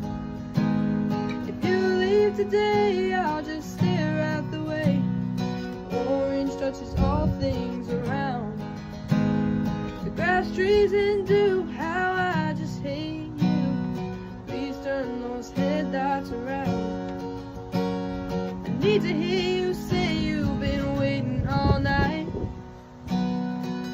So good. There's orange dancing in your eyes, some gold light. Every time I'm hearing her sing this song, I realize how much I play the song wrong. Your voice only trembles when you try to speak. Takes me back to us dancing. Oh, she did a break too. Oh, I'm so proud of you, Caitlin. That's great. This wood used to creep. To you, I'm just a man. To me, you're all I am. Where the hell am I supposed to go? I poison myself again. Something in the orange tells me you're never coming home. If you leave today, I'll just stare at the way the orange touches all things around. The grass, trees, and dew, how I just hate you. Please don't. Like I'm so proud of your vocal. Like everyone, that is what it is. Listen to this. The grass, trees, and dew, how I just hate you. Please turn those So headlights clean. around. Now, remember, Caitlin's a girl singing a guy's song. She sounds like she's connecting to the song. She doesn't need to sound like Zach Bryan. Like, it's fucking fantastic. So fucking good. Like, seriously. Like, so some people ask about accents and all those things. Like, that is it. She's connected to that rhythm. She is locked in, and it's fantastic. Like that's all you need to do. Like so good.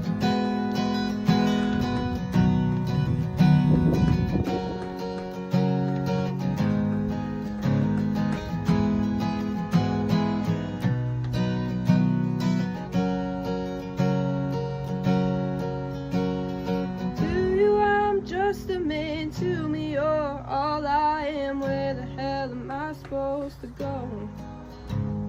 I poison myself again. Something in the orange tells me you're never coming home. If you leave today, I'll just stare at the way the orange touches all things around. The grass, trees, and dew, how I just hate you. Please turn those headlights around. Please turn those headlights around. It's great. Keen. Okay, so crushed it. You moved the capo, and that was fantastic. Like, you found this place that your voice sat great, and that's just cool. Even if you think capo 3 is going to be even better, hell yeah, do it. Pretty much at this point, more and better is all you need to do.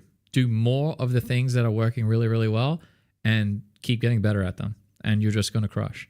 vocally, like vocally, the only thing I would say is experiment with vowel sounds. See what you like regarding like, do you want to over articulate different vowels? Like really go into the lyrics and see what vowel sounds you're singing and seeing how much more you can articulate different vowel sounds. And because the tone of your voice is going to be shaped around the different vowels that you sing. So like, that would be the only thing that I would be like, all right, what do you want to start sounding like? Do you want to sound like there's a big change between the different words?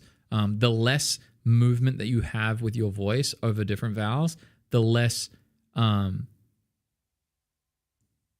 She tells you this a lot too. Did she actually bring up like the vowel sounds? That's so cool. Yeah, so that's the only thing I can see, because you're singing like quite closed off in what you want, and that's fine. Like there's plenty of people who have sung very, very good. If you open your mouth more, you're going to find that you can get more tone out, and you might find that you can get like a clearer tone out of your voice, because you just got more frequencies can just come out and they reverberate in your mouth more. It's like you have more color and you have more control. That's the only thing I would say vocally that you should, like, if you want to give it a go, try it. Like, see what you like. Outside of that, I think whatever trajectory you're going on, whatever you are doing regularly that's helping you execute, keep doing it and do more of it. So whatever you're doing that has gotten you to this point, just keep doing more of it and you will do great. Like, learn more songs, find more challenging like songs.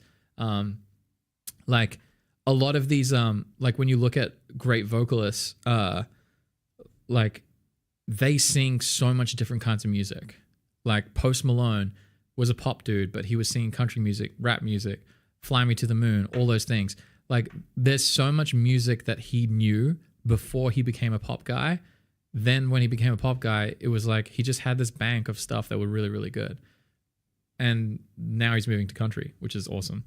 But a lot of these artists, they will listen to like different kinds of music and then they will try and sing them. You don't need to be an R&B singer, but you should see what it feels like to try and sing a vocal run. There's a reason why Chris Stapleton can crush it. Yeah, he's so good. And then the other thing that I would do is see how much more you can do on the dynamics of the guitar and like really try and feel it. So you've got here.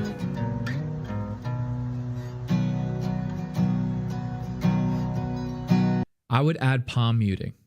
Palm muting for you, I think, is going to be like this really, really cheeky thing that you'll add to your guitar playing that is going to completely add a whole new layer to everything that you do.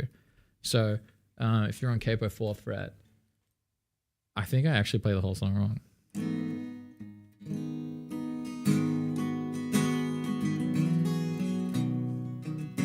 Sorry, my guitar's out.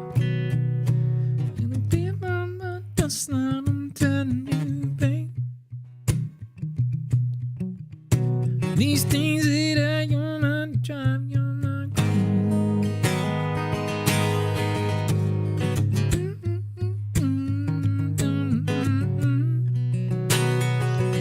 So you see on the E minor, I'm just like,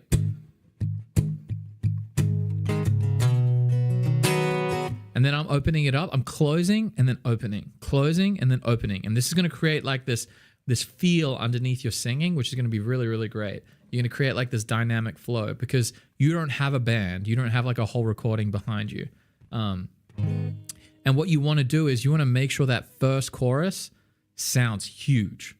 Like, you know.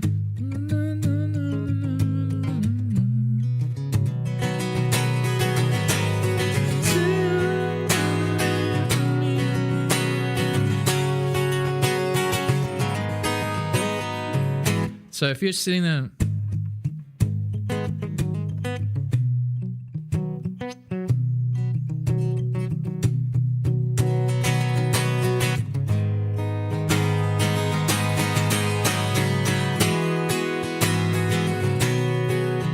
so you can see how like bringing in the palm muting and then using it dynamically when you want to like, you're going to use it as like a bring everything in to then explode.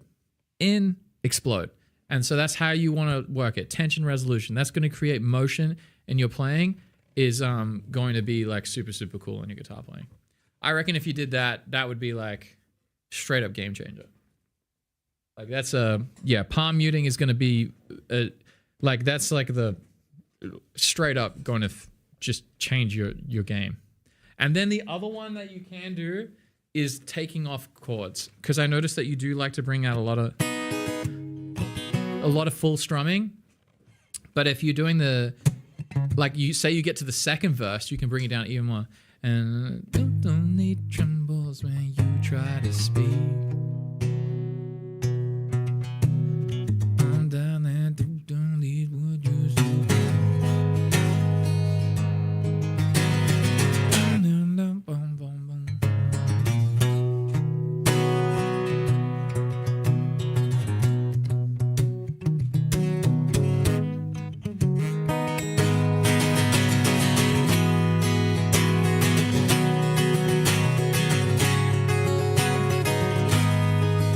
So you see how that's like giving you more tension and then resolution? And then when you get to the last chorus, that's what, like you already crushed it with just the single strum.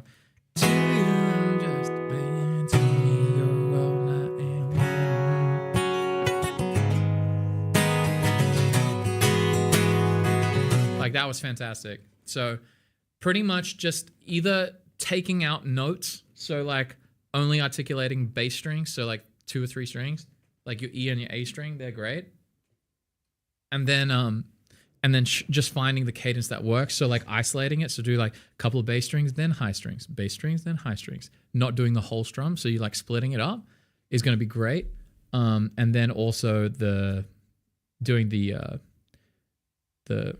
whatever the fuck I forgot, palm muting. All right, fantastic. I loved it. Everyone, make sure you guys give Caitlin a like on this because she deserves lots of points for that. So every time someone likes your post,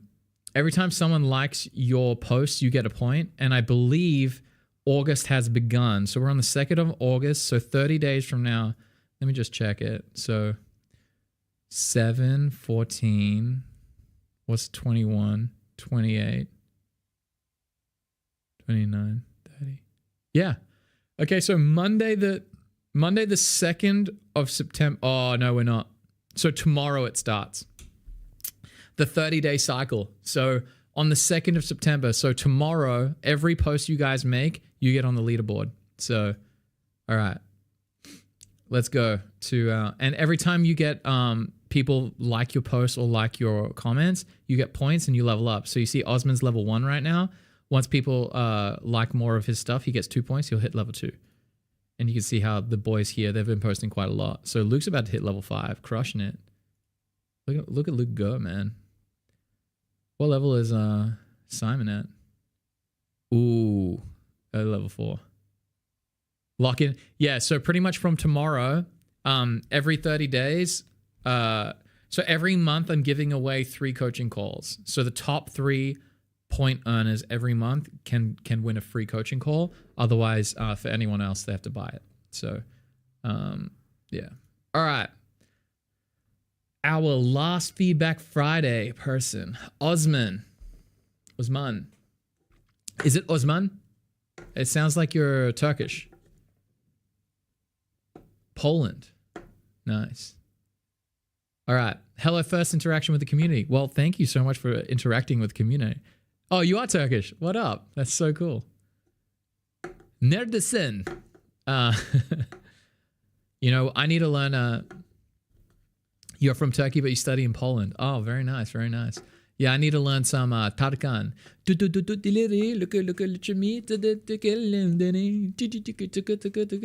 don't know. One day, maybe I'll learn some. My mom will love me if I ever did that. She doesn't love me. Nah, she does love me. Anyway, you can see where my issues come from. I have confidence issues with singing. One challenge is getting used to hearing my recorded voice, which sounds very different from what I hear when I sing. Additionally, I'm concerned about my appearance while performing. Do you have any tips on how to present myself during a performance? Where should I look? Where do I make eye contact with the audience and avoid it? Also, you mentioned vocal rhythm a lot. Okay. Hopefully we've answered the question on vocal rhythm. There we go. I don't know if you've been watching the video, so hopefully that answers the question, what we were talking about earlier, if you were watching that part. How do you know if your vocal rhythm is good or bad? We'll find out in a sec. Okay, cool. You really got a bit. Yeah, I'm glad. Another thing is you're almost entirely self-taught, struggle with understanding my skill level on the guitar. Cool. I might have done it 2 months ago for my YouTube jam videos. Oh, nice. Because I've been playing guitar for almost... Nice. You can play more complex things because you've been playing guitar for almost 7 years. I've always been jamming sessions in town for the past 3 months, have improved immensely. Yeah, fantastic. That's good. However, now that I'm back in my hometown for summer break, no music community. That is not good. I feel like I've stopped improving and am just consolidating my skills. Right now, I feel comfortable playing minor pentatonic scale, but I'm experimenting with minor and blues scales. I don't know where to go from here. Should I keep learning scales or should I focus on something else? And what should I do? I have no idea. I usually play guitar for hours and hours every day, and it got me somewhere, but I feel like I can't get way better if I don't find direction. Perfect. Okay. Let's go. Let's jump right in. Ooh, Loose Control, Teddy Swims. Something's got a hold of me lately. No, I don't know myself anymore. Feels like the walls are all closing and the devil's knocking at my door. Oh, I don't mind.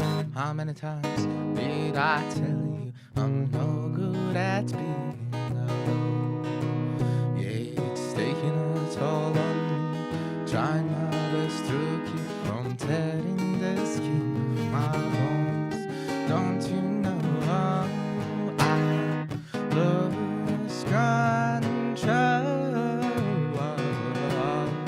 when you're not next to me?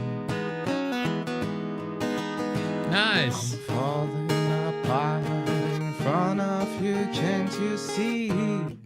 I lose control when you're not next to me. I'm breaking apart, baby, you making it so free.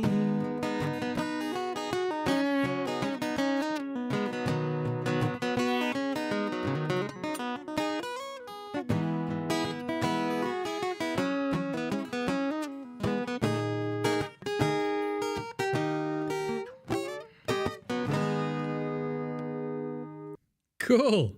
All right. Straight off the bat, I just want to say, great job. Is that the first time you've ever posted a video, Osman? Like, have you ever like posted a video of your playing before? Because I just want to say congratulations on ripping off the Band-Aid, because that takes a lot of guts to do that. So I'm really grateful that you posted and shared your music with the community, because you guys got to remember that every time that you guys post videos of things that aren't perfect, or like you're like, oh, I've just started working on this and this is where I'm at, and like, or even just like you're just new to music and you guys haven't done anything like that, you're like, oh, I'm super proud of this, like check out this gig.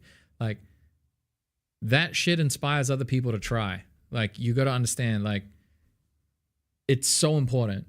And I'm so grateful that you guys did that. So that's the best. So thank you so much. So already you've just crushed it, because the hardest thing for people to get better at is posting a video or recording themselves. So immediately, just to answer the first problem that you're having, like you're not jamming with other people. Jamming with other people is a feedback loop. When you play with other people and you make mistakes, people notice, you will want to fix that mistake faster, because in that ecosystem, you want to, like humans strive for status, you know, it's a natural thing. They want to be accepted by other people. They want to bring value to other people. Like, I mean, a lot of people like to do the value thing, but some people just want the status part. So they just don't want other people to think they're bad. So then they will get better and then they will improve. So that is a feedback loop. Now, this community is a feedback loop. You can post in this community and you will get better and better, because you can be like, hey, I was working on this blues scale and like I did the solo. What can I fix on the solo? Bam. Immediately you're going to get feedback and you can get better. So right now, if you can't jam with other people, post videos here, like straight away. Exactly what you did here, you're going to improve. After posting this, I'm sure, and sitting in this like call, you're going to get better already at your craft, which is fantastic. Now, that is the first part. So absolutely killing it. Now, your vocal, straight away, don't be mad at the sound of your vocal because it's not bad. I don't know myself anymore. You've got decent rhythm and you've got decent tone. Like, and you're hitting the notes in time. Like, some of the notes are in time, some of them are not. They're in tune. Like, you've got a great foundation to start from. Now, Lose Control is a big stretch. Not to say don't do it. I'm saying, like, that's a hard song. It's sung by one of the best vocalists currently in the world, and it is a incredibly good song. It is a song where a vocal melody and vocal rhythm are like unreal, like absolutely crush. And you can hear it in his voice. He's just like so seasoned and fucking amazing. So if you're expecting your voice to match that, because that is like your comparison, if that's going to be the thing that you're going to compare your voice to, you will most likely fail miserably. But if you do it over like 10 years, you might catch up because that's how long it took him at least. Probably took to get Teddy Swims to sing that good. Probably would have taken him like 15 years. So, which is completely fine. Just manage your expectations. Don't go in with delusion and jump in and be like, all right, cool. For the next 5 to 10 years, I'm going to get better at this. For me, I really want to sing Unaware by Alan Stone. It has taken me 5 years of gigging in music. And then I really, really was like, no, I'm going to do this. I'm going to get my falsetto better. I am going to get my upper range better. And then it took me another year after really like super like honing in on that one aspect of my singing to then I can actually be listenable. So right now, that song for me personally, I reckon is at a 6 or a 7. And then to get from 7 to 9 or 8 is going to take quite a lot of effort. And I'm not afraid. I'll keep practicing and I'll get there. But it will just happen in like 3 years or so. Like in 3 years, I will probably get to the level where I could sing like an Alan Stone song at like, 80% or 90% of his execution on that song that I'm replicating. And to do that is pretty crazy. Like if you can approach a song that way and like do it like that, that's a huge win. So just manage your expectations for your vocal for this. I would practice the fuck out of it, but I'd also use other songs that are easier and more manageable to build up your skill set as a singer so that you're picking up all of the fundamentals through other songs. And then each time you pick up a new song, come back to the song. And then each time you'll find that every time you go back to Lose Control, you'll be just that bit better. Yeah. A lot of people overestimate what they can do in 1 year and underestimate what they can do in 10. So always remember that, like for everything you do in life. If you're going for a 1 year goal, it's like a lot of the times you will fuck it up. But if it's a 10-year goal and you stick to it and don't get distracted, you will crush. So that's one thing I would say. But the tone of your voice, like get over it straight away. There's no better way to get over your voice than to just keep listening to it a lot. You just got to be desensitized to how shit you think it is. Because I hate my voice still, but now I'm going to a point where I'm like, it is its own sound. So the sound that I hear every day is very different to the sound that I'm hearing through everything else. So I'm just like, it is what it is. And now I just don't think about it. Like the same way that your brain learns to hear like noises on the street and then you can go to sleep, it will do the same thing for your vocal. You will learn to not hear your tone and be annoyed by it. You'll be like, oh, it is what it is. And then you're just focusing on the things that matter, like the vocal rhythm, melody, blah, blah, blah. So that is the part where we're focusing on, where you're like, oh, how do I get used to my tone? You just have to get used to it. Post more videos, listen to yourself over and over and over, desensitize your brain from thinking that that's actually a metric that matters, because it doesn't matter. The sound of your voice and what your tone sounds like, I don't give a shit, dude. Get over it. Like 100%. It is like the thing that it's like the hardest and bitter pill to swallow is when you don't like the sound of your voice and you realize that you're stuck. Like that's your voice. You have no choice. Like it's kind of like me being like, man, this is how tall I am. I'm fucked. You know, I'm never going to be a tall, cool guy. You know, I'm always going to be a shorter dude, but it is what it is. Like, you just got to make lemonade out of that, because that's how it is. Because you might not like your tone, but other people will. I've had people that are like, man, I love the tone of your voice. And I was like, bro, you're high. You must be smoking something. And whatever you're smoking, I need more of it, because there is no way that sounds good. But they loved it. Like, even when I first started singing, people were like, man, you have such great tone. And I was like, bro, that is not great tone. I don't know what you're thinking. But so you don't know what other people are thinking. So that's the other thing. But yeah, that's like the main parts for the vocal stuff. Now, the other thing is your guitar playing. When you're doing a song like this, bring the guitar playing down. Keep it as simple as possible. You're trying to get a lot of fills here, and that's going to make it really, really hard for you to focus on the singing.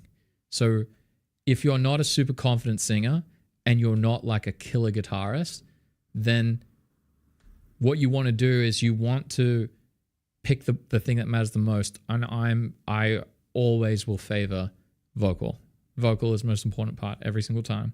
And then make the guitar playing as simple as possible. Like, even if you're just doing like super chill strums and not even doing like any extra strumming, just so you can focus on getting the cleanest vocal rhythm, and then you add more. So that part will help you a lot. Now, if you're going to work on fills, make sure that the fills themselves are connecting to the vocal rhythm. So what that means is, when you go to do fills, keep them as simple as possible. So you're on capo. You're capo 4, right? Don't you know?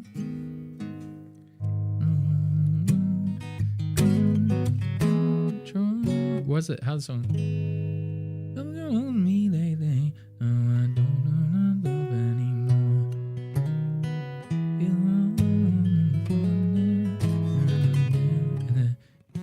No, and the deal. It's a 5 of something. Is it a 5 or 4? No. It's a B chord? Oh, yeah, cool. 5 or 6. Thank you. Thank you. I was like, I couldn't remember how it goes.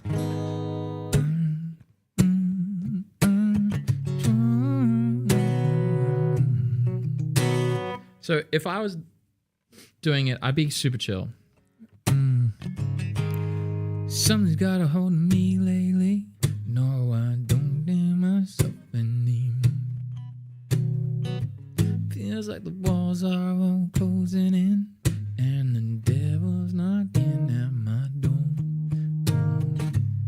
How many times? Down, down, down, down, and I'm not good at being no more.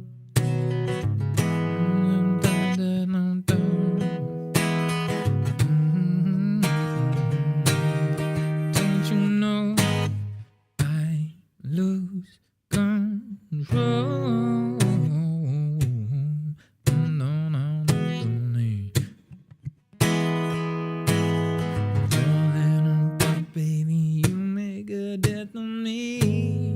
So like, you see how I just kept it like the guitar playing pretty chill? That's all I would want to do. Start strong in the beginning, and I really want to get that part right. Yeah. So it's going to be hard because he's a great vocalist. So if we go to lose control. So lose control. Teddy Swims. Something's got a hold on me. So if you listen to the song, boom, boom, there's not even drums. Like, this is how simple it is. Something's got a hold on me lately. No, I don't know my no on me lately. Something's got a hold on me lately. Something's got a hold on me lately. Something's got a hold. Oh, it's in a different key. Something's got a hold of me lately. Something's got a hold of me lately. Something's got a hold of me lately. No, I don't know myself anymore. Something's got a hold of me lately. No, I don't know myself anymore. Feels like the walls are all closing in, and the devil's knocking at my door. Oh, how many times? You see how I just keep it as simple as I can, and I don't really know the song, but you can see how I'm trying to engage as much as I can on that vocal rhythm and keep it as simple as possible. So the beginning, it'll be like, something's got a hold of me lately. No, I don't know myself anymore. Feels like the walls are all closing in, and the devil's knocking at my door. Or whatever you do. So that would be how you would practice getting the strong. And then as you get more and more confident, something's got a hold of me lately. No, I don't know myself anymore. Feels like the walls are all closing in, and the devil's knocking at my door. How many times? You, I'm no good at being alone. Now, you saw how I just did that fill. I just did a fill on the major pentatonic. I'm no good at being alone. I copied the vocal rhythm on the fill, and that is a cheeky way to do a fill. Like if you're going to do a fill while playing the guitar, keep it as simple as hell. Literally hit any note that's in the key. How many times did I tell you I'm no good at being alone? Feeling the balls are moving in, don't you know I lose control? You're not next to me. I'm falling apart, baby. You make it dance for me. I lose control. Whatever. That's how I would look at it, because you don't want to be doing a lot of fancy stuff on the guitar, especially if you're not like super, super locked in. But if you are going to do fancy stuff, you want it to copy the vocal rhythm and make it really, really easy for you to just sneak right in, especially if you are singing over the top of it. That is my trick. Like it's the most, a lot of the times you will think that the guitar, you do the guitar practice, then you do the singing practice. Guitar, they're one of the same. The singing is going to dictate how you're going to approach doing guitar fills. So like, if I'm doing, like say this is the song, I will try and think of what the vocal rhythms are. So something's got a hold of me, da da da da da da, or da da da da da da da. So if I'm jamming and I'm there, and now I'm going to do like a guitar break.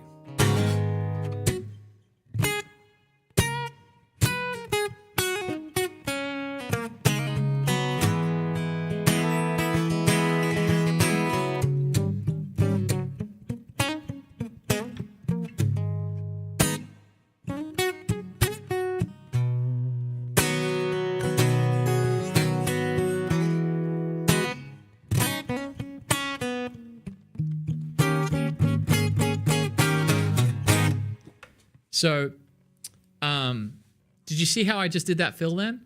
I try to connect super, super close to the vocal rhythm when I was doing the fills, and then I wasn't disrespecting where the chords were. So I knew that the chords were going to come down on 1, 2, 3, 6, 1, 2, 3, boom.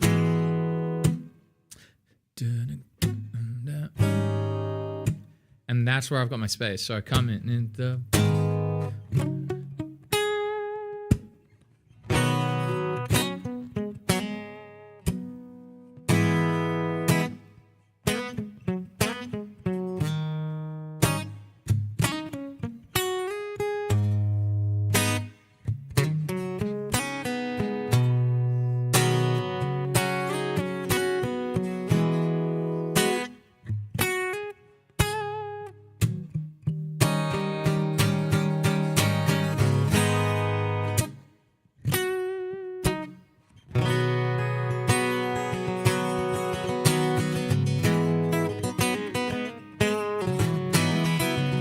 That one I went a bit too ham and I lost it.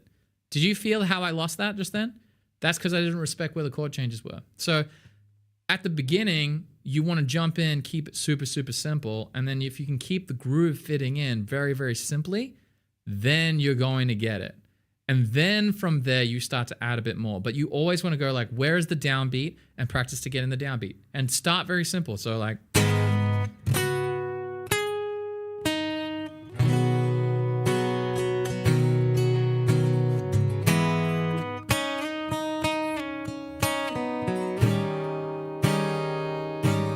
So simple.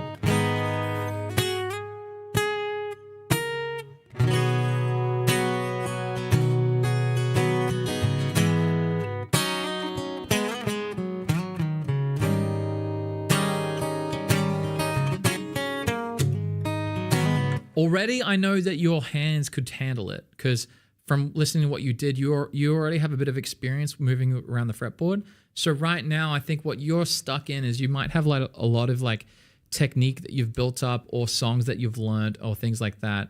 And what those are going to be doing in your guitar playing is they're going to set up like a muscle memory that is not controlled. And like I had to go back and relearn this shit.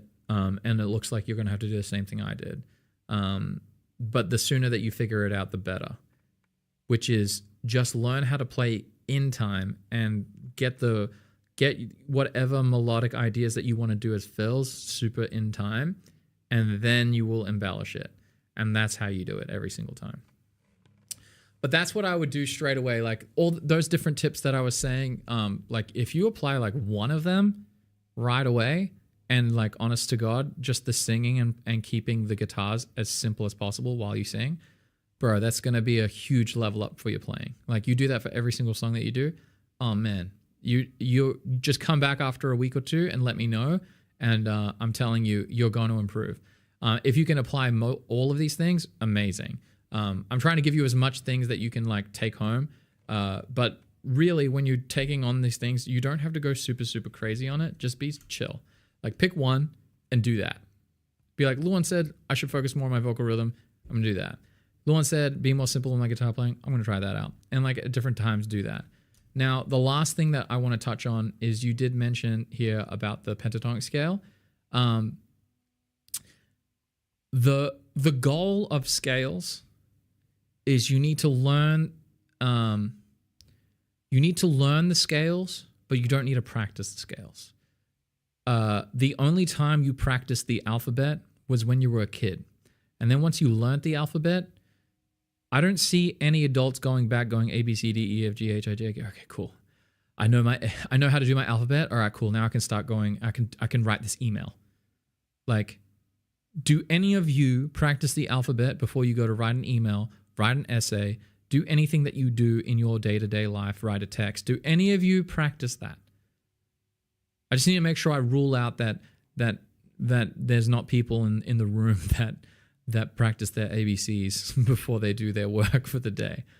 But that is what someone who practices their scales is doing. If you're someone who goes in and you're like, hey, I want to be a better communicator at guitar, so for the next 15 minutes to half an hour, I'm going to practice my scale exercises, then you are now wasting time. If you need to learn a scale and learn how it has context with the song that you're playing, that's a different story. Practice that. Practice learning how it works. But don't practice scales for the sake of practicing scales. You being like 1 second faster to figure out where something is not going to make you better. You having better musical context and playing lots of music is going to make you better. So for instance, we're playing an E minor pentatonic scale.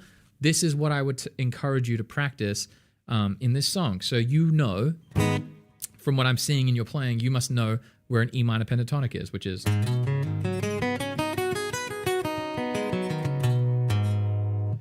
You got that, right? Now, what I would do is I'd be like, okay, well, when I hear an E minor pentatonic, like when I go to play the E minor chord in this song, I know that this note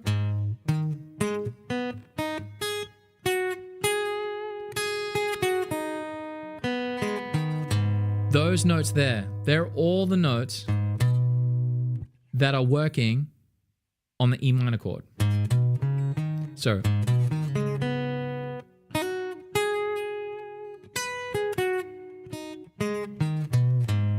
when I play the E minor chord, I know that those all work that way.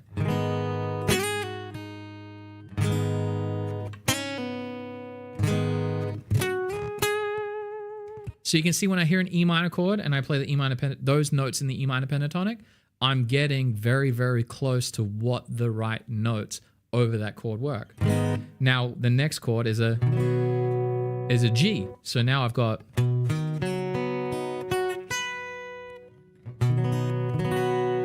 those are all notes that fit over that. So over here,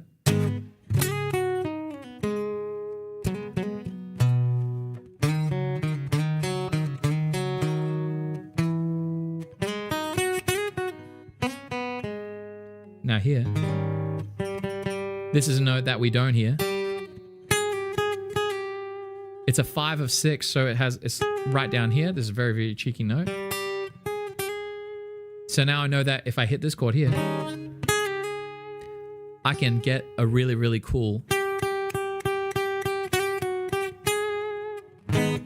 Now I can start articulating these notes in the pentatonic. So I'm finding the chord tones that fit over the E minor pentatonic. So in E minor, sorry.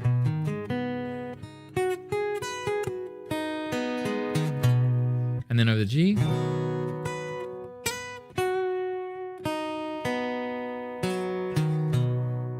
And then over the C. That's a natural minor note there.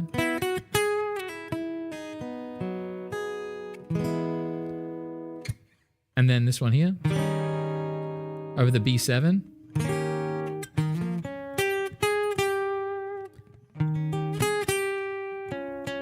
This is not actually part of the key. It's using a secondary dominant chord, so it's a 5 chord of the 6 chord. So it's a 5 chord of E minor. So that's why it has like this really big pull of the Tito. So it's a really, really cool way to do a minor key 5 chord.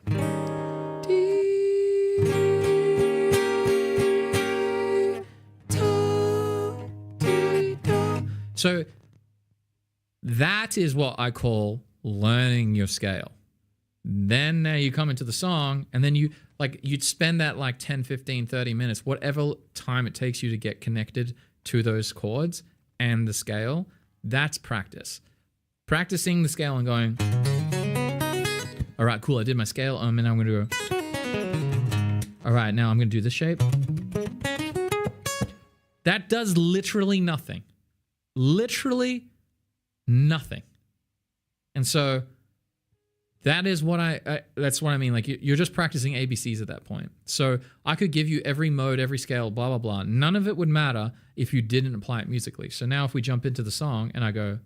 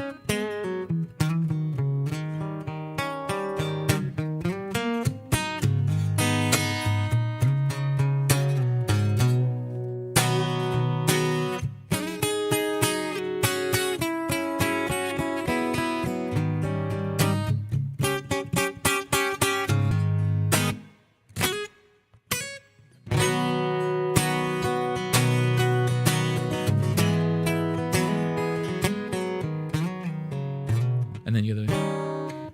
Does that make sense? How I approach that? That is the next level of just learning a pentatonic. So if you learn the pentatonic, you could just go... So if I play the chords...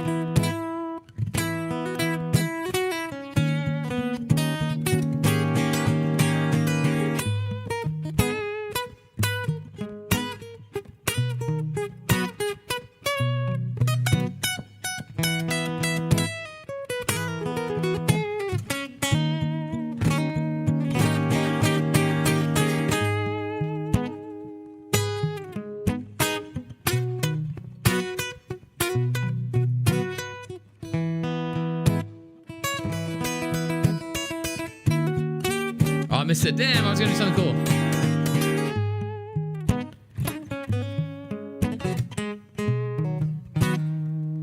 So you see I came back to the G, now to the C. Back to the B. Back to the E minor.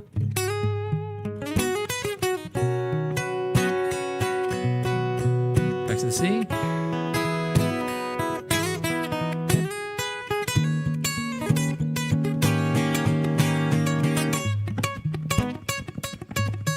Back to the G. Back to the C. Now to the B.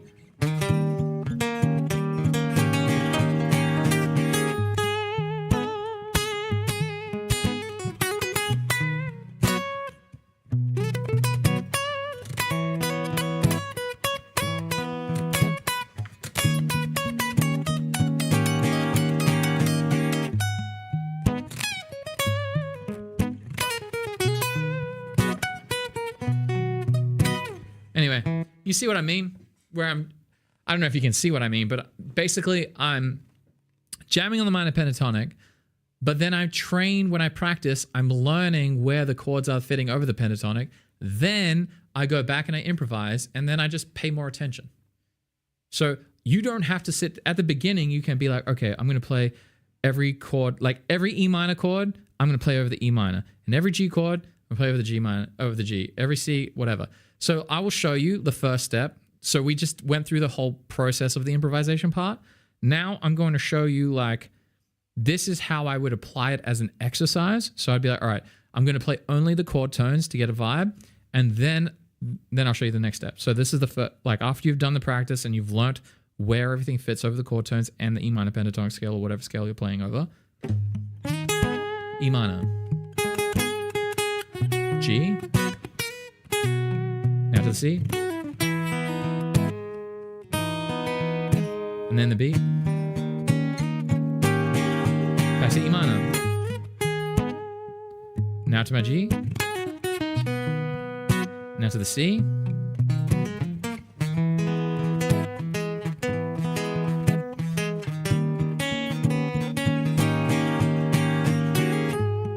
So I'd be like, I'm quite confident that I know where these chord tones are at this point.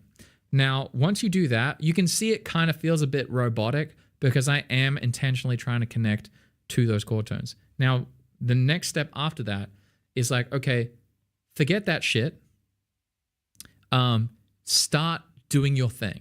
And so then at that point, I would jump in and just start improvising and doing whatever I feel like. And then if I knew that I'm about to hit a 5 chord, I'm like, oh, well, I know where this is. So I'm just like, if creatively it leans me towards, like if creatively I'm leaning towards hitting a chord tone, I will know where the chord tone is. But otherwise, I'll just do what I want. So we go in.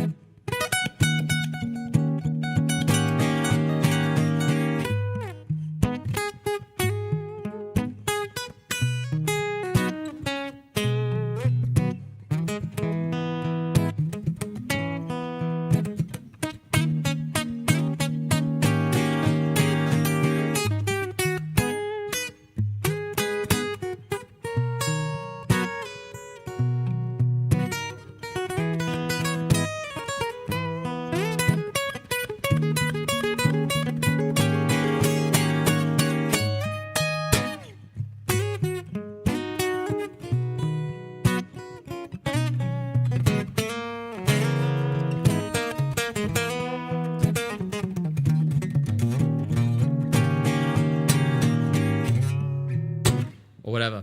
You can see how I was just vibing and I was just having fun. Jem plays.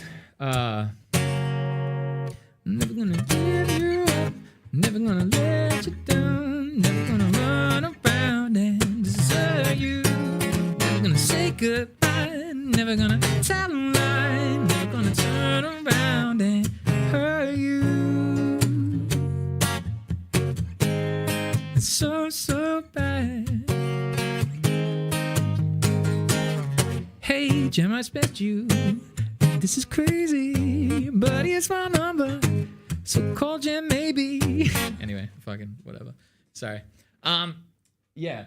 So that's what I would say with the improvisation part. So hopefully you guys had fun today on Feedback Friday. It's now starting to get quite hot in here in the studio, but hopefully that brings you a lot of value, and you guys enjoyed that. So if you're watching on YouTube, this is our Feedback Friday, and if you're new here, we have a free music school. It's on school.com/Luan School of Music. If you want to join, we had a new person join. Let's go. If you guys are into it, join here, post content, and we're going to do it many, many more times. So I'm super grateful that you guys post these videos here. Osman, thank you for posting. You've got, just remember, Osman, like, I gotta make sure I say it right. Osman. Osman. Why is it calling it Osman? You basically want to jump in and just jump in and fail. Like, our community is here for you to fail and get better every day. Like, you do not need to like go crazy on like, all right, I need to do all this, and like, and take your time. Like, you don't have to have this all figured out right away. You can come back to this video. I'll put it on YouTube. It'll be on YouTube and you can watch it all, and you will just take your little wins every day. Like, if you can just get one thing a little bit better each day, you will just crush. It is a 1% better every day.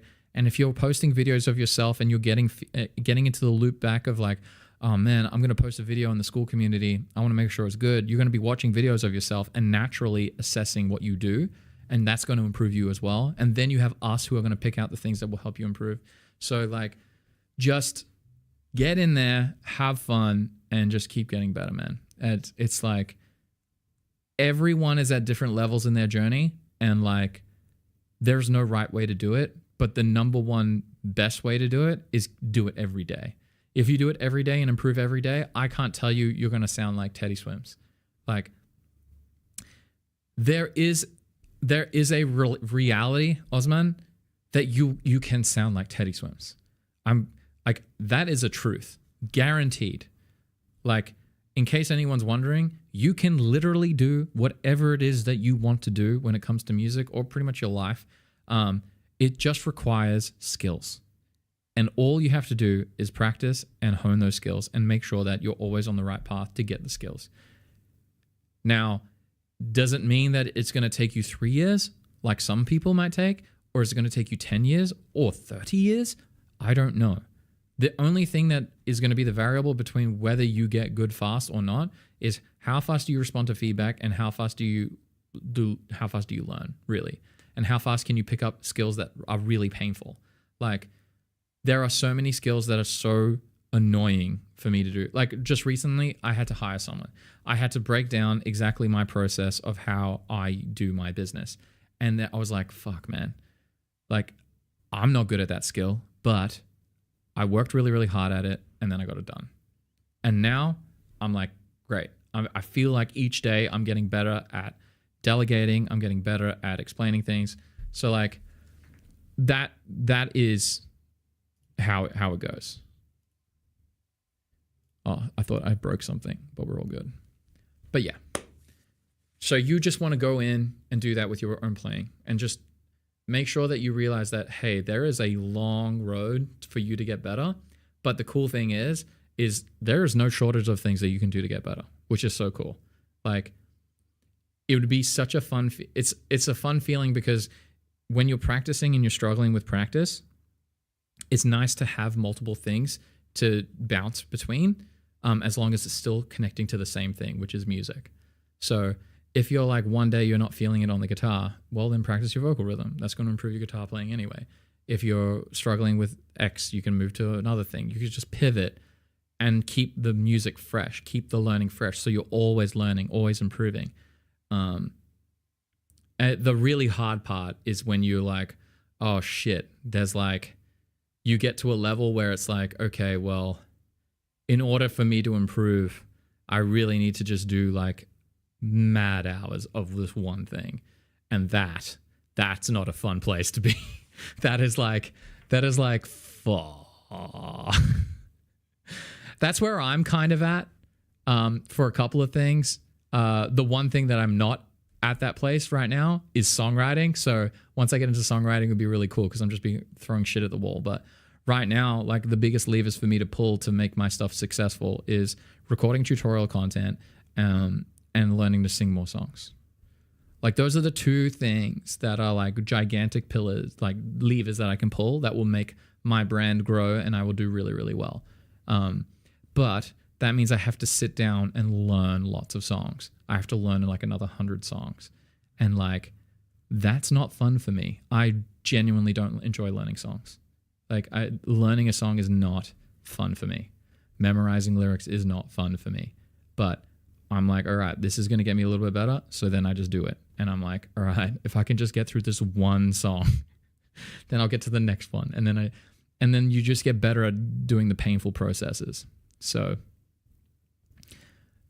it's not that it's hard. It's actually really easy, but it's really hard for me to do the things I don't want to do. So that's the problem, like with music. It's like, it's really hard to do things you don't want to do. It's extremely hard for me to practice. I am so fucking bad at practicing. It's not even funny. Do you want to know why I stream? I stream because the stream forces me to practice. The stream forces me to pick up a guitar and sing and improve and go through the process, rewatch videos of my playing. Like that is the only reason I'm improving.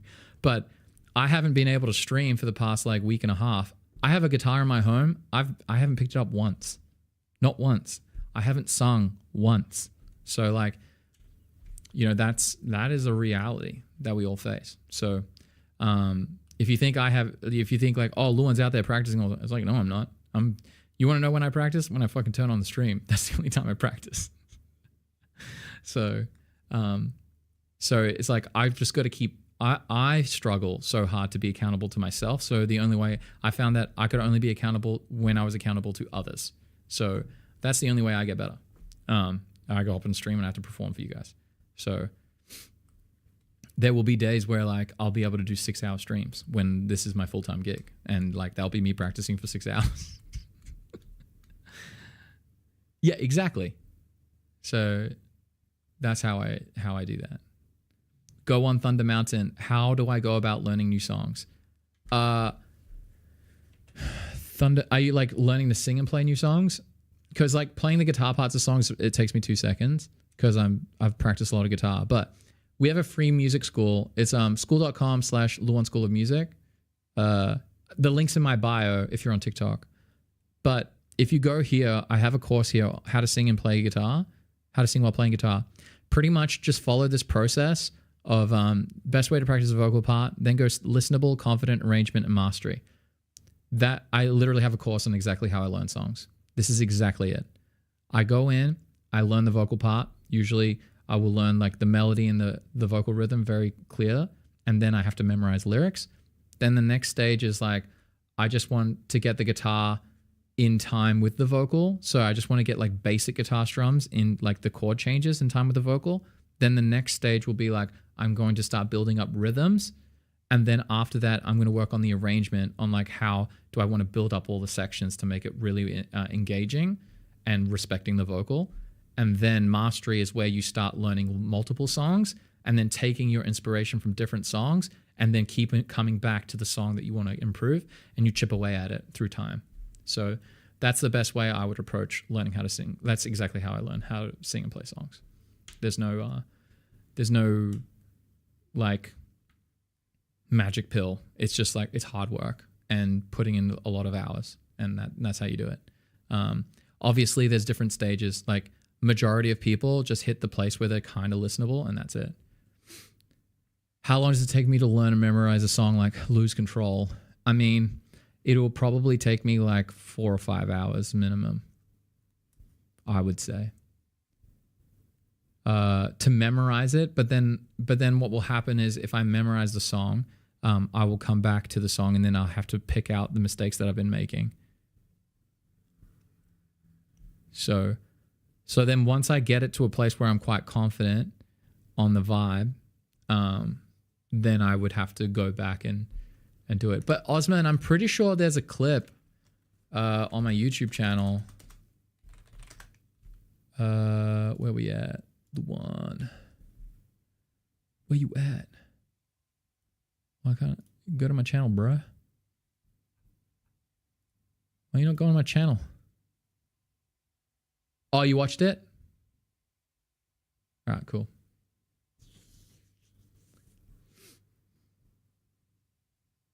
Bro, if you want to bring up your vocals, totally do that. I would have the guitar, just get the chord changes in time. Just do the listenable part. So just do the part where you just get the chord changes in, and then Caleb, that will improve your vocals.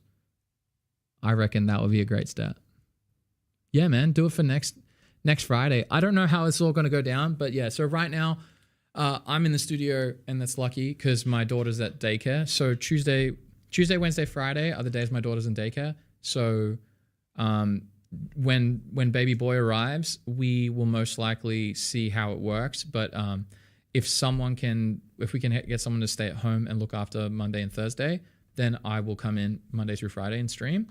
But if not, then it'll be like Tuesday, Wednesday, Fridays, just for a couple of weeks while Sarah gets into the groove. And then when we're confident that like she doesn't need me at home and I can come in and at least do a couple of hours of the stream, because usually the stream is at the same time that my daughter has a nap. So like I can just jump in and come in and do like a 2-hour stream on like a Monday or Thursday. So we're going to figure it out, get a good cadence going, but we're very close.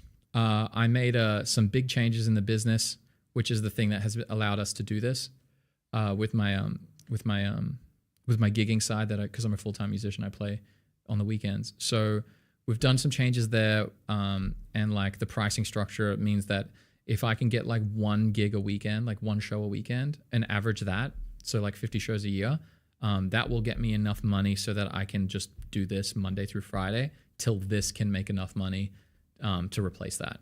So that will be like a really, really, like we're at a really nice stage right now. Potentially, as long as nothing bad happens, like my car, that was really frustrating. That's like a $3,500 like thing that I just was not expecting to have to pay. So that sets me back like a week and a bit. So I'm like, oh fuck. But what will happen is the worst case scenario is I might have to go back to doing pub shows again on the weekends. And if I have to do that, then that means I will have to like cut back on how long the streams go because my voice gets tired very fast. So we'll figure it out. We're still learning. This is, I believe, from all the people I've learned from when it comes to content creation, this is the hardest part of content creating. Like the transition from going from not earning money to earning enough to go full time is the hardest part. Like, so I'm quite like it's been taxing, but we're there. We're getting closer and closer.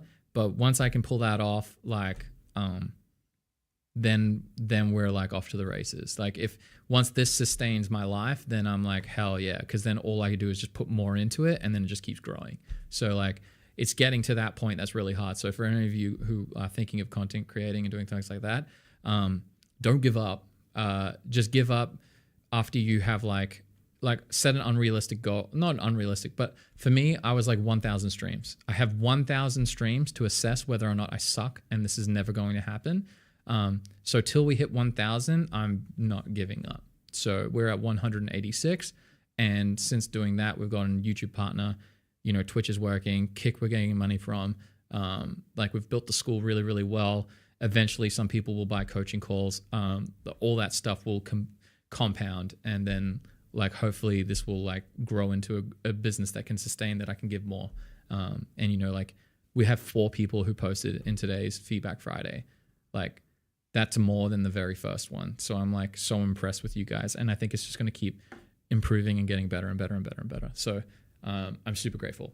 Anyway, I'm going to pack it all up, but that's the update on where we're at right now.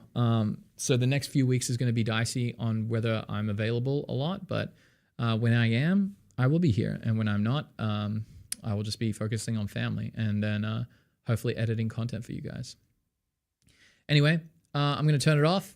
Let's start off with turning off TikTok first. We love you, TikTok. 3. All right, I'm going to say goodbye to y'all on TikTok. So stay safe. And And everyone have a fantastic weekend. And if I see you guys next week, I will see you and I'll say hi. Most likely I will be a dad of 2. So that would be very, very cool. But thank you guys so much for posting your videos and getting the content out there. It was a lot of fun. I'm really enjoying these Feedback Fridays. So thank you guys. All right. I'm going to turn off TikTok. Love you all. Bye, TikTok. And now I'm going to turn off the rest of the stream. All right. Stay safe, everybody. I will see y'all next week, hopefully. Let's go. All right. Have a great weekend, everyone. Bye.